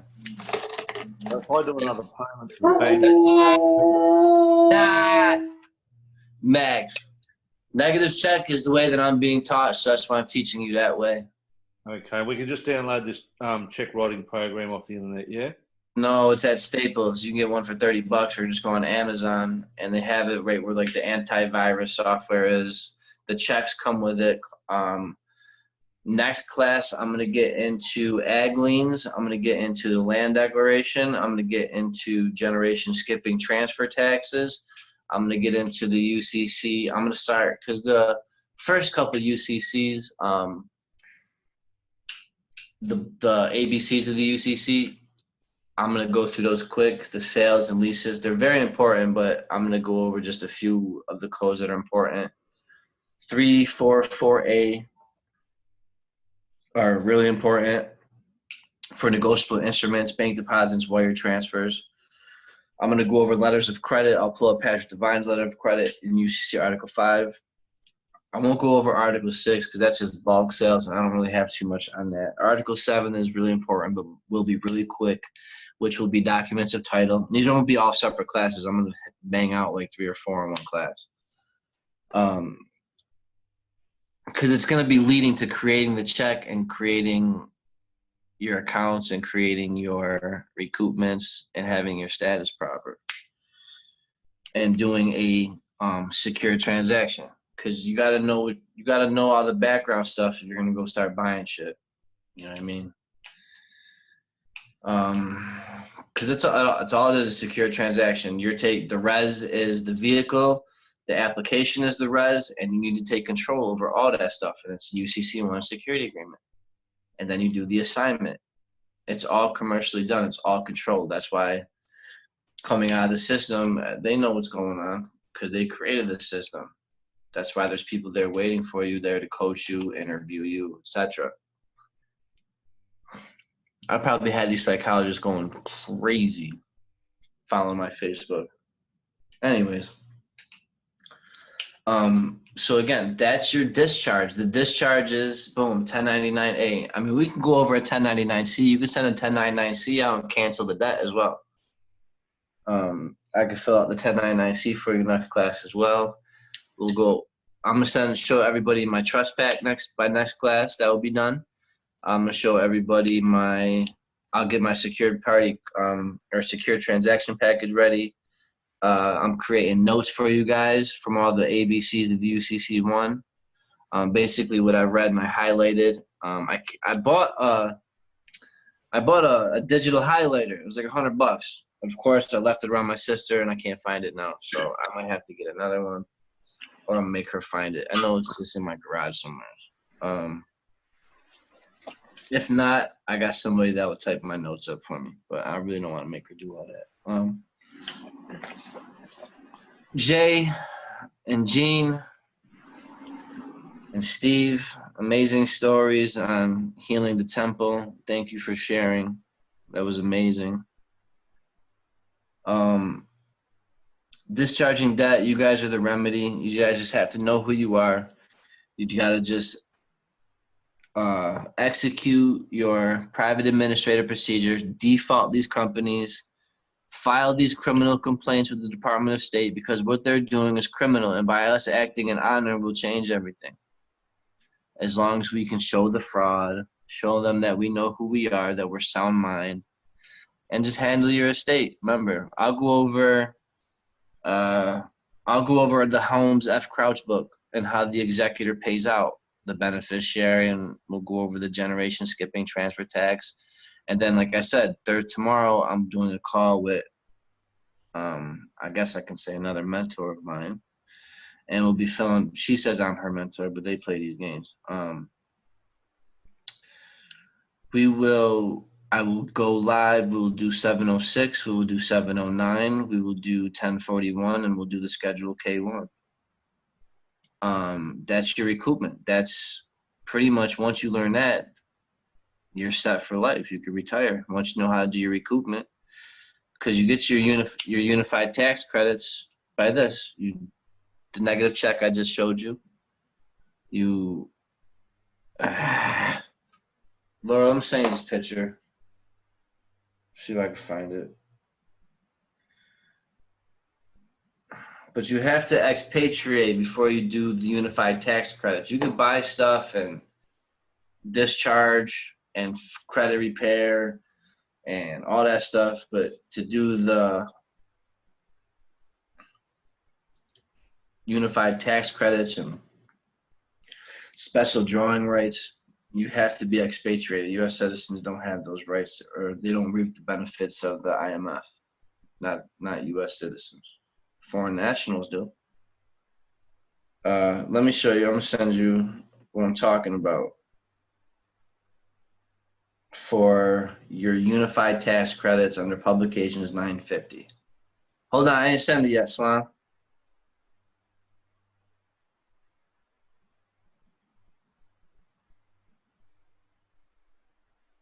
They're not letting me get to my photo, Slime. Oh, there it goes. Okay, so the first thing is I'm going to show the address for everybody for the Ohio estate, so you can see that the Department of Treasury is in direct contact with them.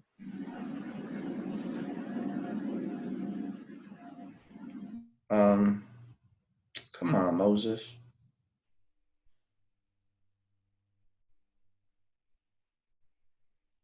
See that? In the top left, Department of Treasury, International or Internal Revenue Service, all right, Cincinnati, Ohio. Then it gives the zip code. It doesn't give you the address though. And see how I got the last name, first name, middle as trustee? It's a P.O. box. What is? The zip. 0023, right? Yeah, it's probably P.O. Box 23. All right. Let me get in here, man. Nope. Come on, man. There it goes. Okay. All right. Let me see. Nope.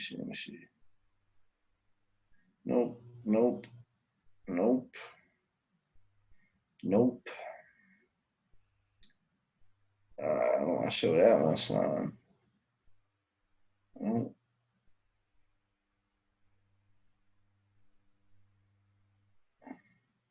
All right, here they go.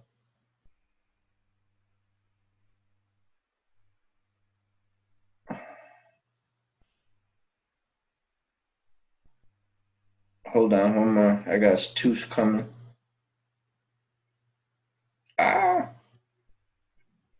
There you go.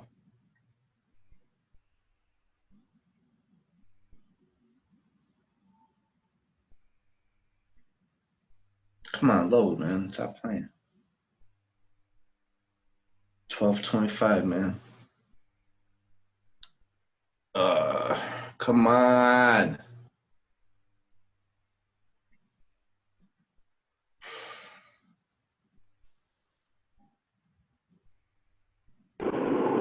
I'm just starting my drive home. Yeah. All right, I sent it. Laurel, tell me when that comes in. So this is your IRS Publications 950. This got sent back to me because I'm not expatriated. I'll pull up the letter next class and we'll go over it. And I'll show you the hints that they give you. Because I didn't ask for any inquirement about any program. I sent my check off. I'll show you what I sent. So this is my letter that I sent off to him with my negative check. Please accept my unconditional donation as I submit this in good faith with the intentions of ushering in on heaven on earth. Okay, and then see how my stamp. Laurel, stop playing with them. The only two things that I add on to there is lien creditor and entitlement holder to the signature section. And I just say Peter Joseph Polinsky Estate. That was my birthday, July 9th, when I sent that $9 million out. All right, go to the next one. That's just a letter. There's your negative check and negative 1041, and then you can see my estate number on the 1041V, and then you can see where I put the registered mail numbers. Why is it going sideways like that? Leave that shit alone.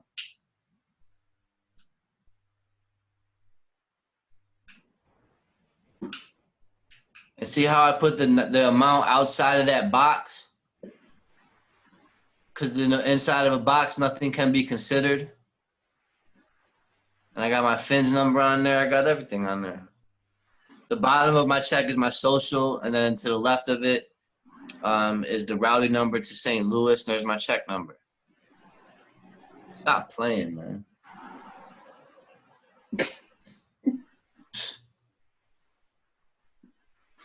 There's nobody else in the world, maybe, I don't know, 10 other people that know this shit, man, for real. The way that they explain this shit to me, there's only a select few people that do this. Maybe 20 people, besides the banking families, you know what I mean? The ones that already got the trust fund set up, they're already handing shit down to them. See, now that you have this, now you teach your children how to, operate in commerce and do business, and then you set up their corporation and you do business deals with them, and then you try to rob them through everything to teach them how to be great at business. That's what they do.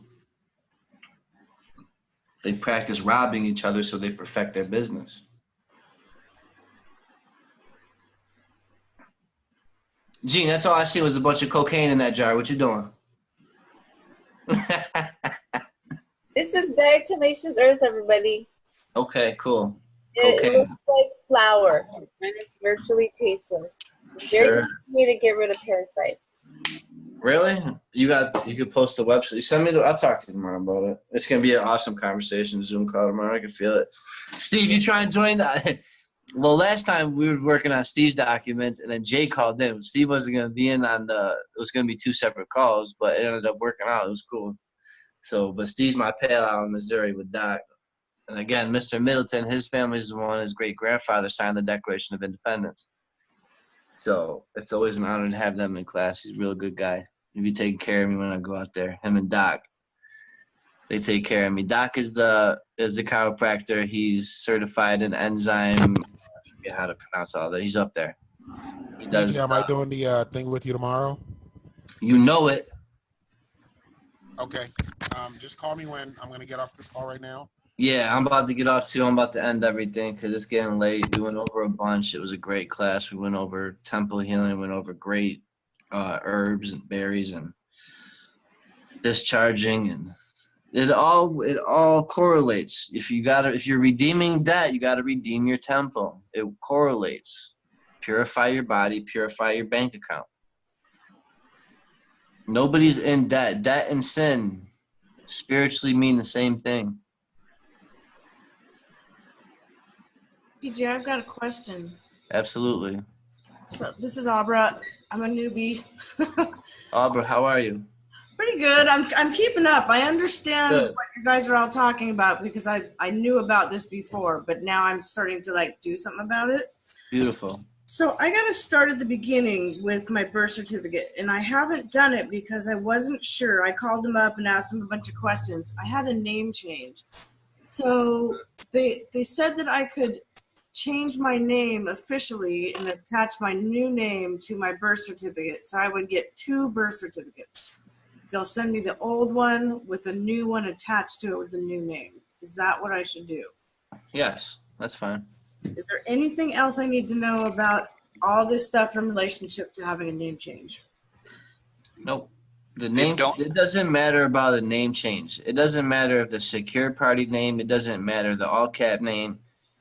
It's still not you. Not you. Right. And my social security card is in the new name. No. Awesome. So get it just to correlate with your social security card and just keep everything congruent. Now, I was in the military. Is there any military documents that will be beneficial to me? What do you mean military documents? This is all military documents. This is all militant. Okay, so this is all under the Libra code. This is why everything's already martial law. Everything. So should I get any of those documents? Because I went through my stuff and I don't have very much of them, and I need to do stuff with them anyways for this other thing. Your discharge is worth money.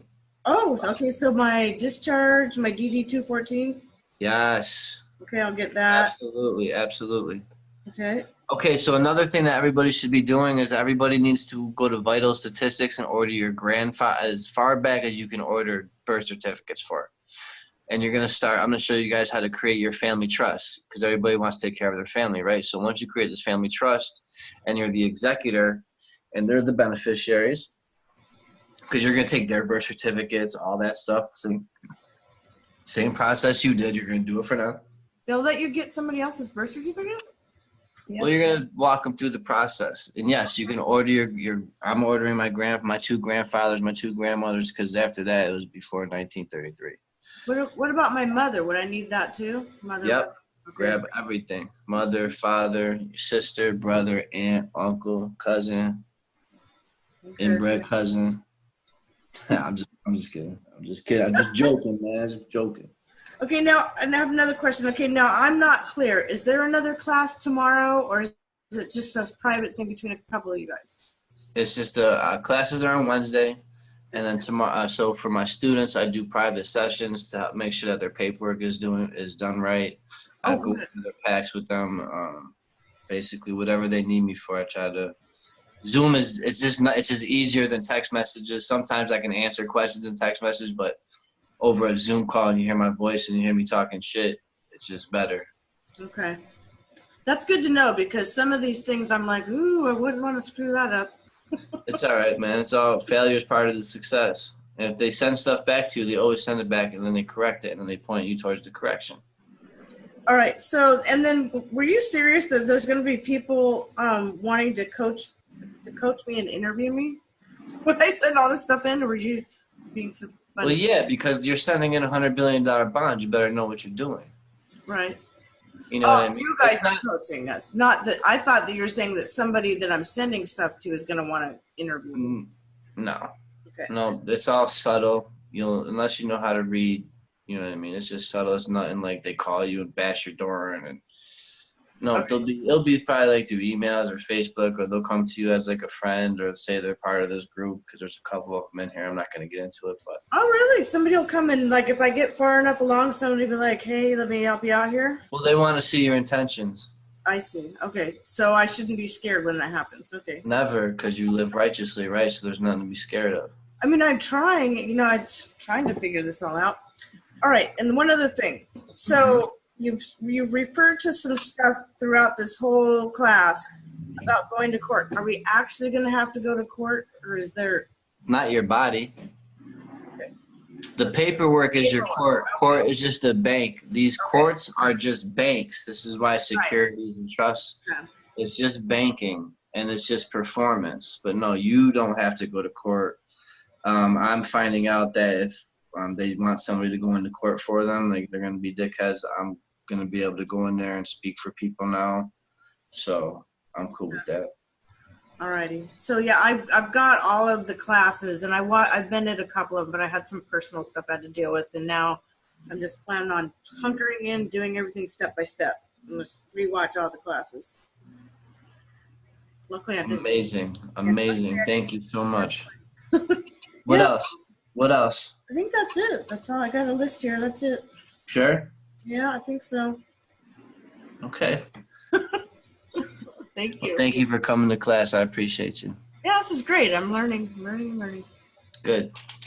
I learn something new every day. What's up? Well, yeah, I had a question, man, because I was looking at the way I set up my 82 EIN number, and I did an irrevocable trust. So my question is, can I just like redo it the proper way and just get like another 82 or 83 number? Yep, absolutely. But I'm going to need another one after that for the estate too, right? What are you doing tomorrow? You want me to get you one? Can we record it? I'm going to do one with Asar too. You guys, we can all set one up and do it together. Well, how would we do that? Just on Zoom. I can record it if you guys want. Yeah, we just set up the Zoom call. You share your screen, and then I walk you through it.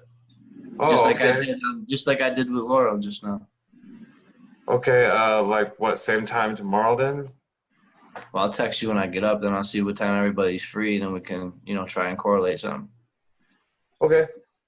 Okay? Yeah, that'd be cool. Yeah, that's fine. I got you. So you're saying you're going to send out some documents? Those are going to come in an email? Yeah, Laura will send them out. Basically, all the documents we went over today, the maritime lien stuff, registering the instruments because you're the heir, you're the successor of the estate. They took all your ancestors' money, so that's why you become the decedent, the heir, the successor, all that. The issue that we're having, though, is a lot of the documents, I usually post within 24 hours to the group, but a lot of people are going in, they're opening the documents, and they ain't opening. Because they're either they're blocked or they're like half opening, all kinds of problems. So we got to figure out either we're going to have to email people from the calls or we're going to have to set. Yeah, just email people from the calls. Don't worry about the group. Fuck that group shit. Everybody that's been coming here, they've been coming consistently. So all right, they deserve the docs before everybody else. If right. they want to share it, then don't worry about that group no more. All right. Is it possible to get any, like if you guys have emailed out stuff to the group before, can I get those too? Well, you can email. You could go buy a flash drive and mail me a flash drive, and you can have all 6,000 of my Okay. documents. I'll do that. Well, I have flash drives. What's your address? Where do I send it? Or I will send it to you.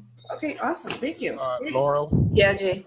I'll show you how to set up the group. The group for each, or like if you do it for each class, that way if the group changes or whatever, Yep. you can just set up this sent and then attach all the documents and send it that way.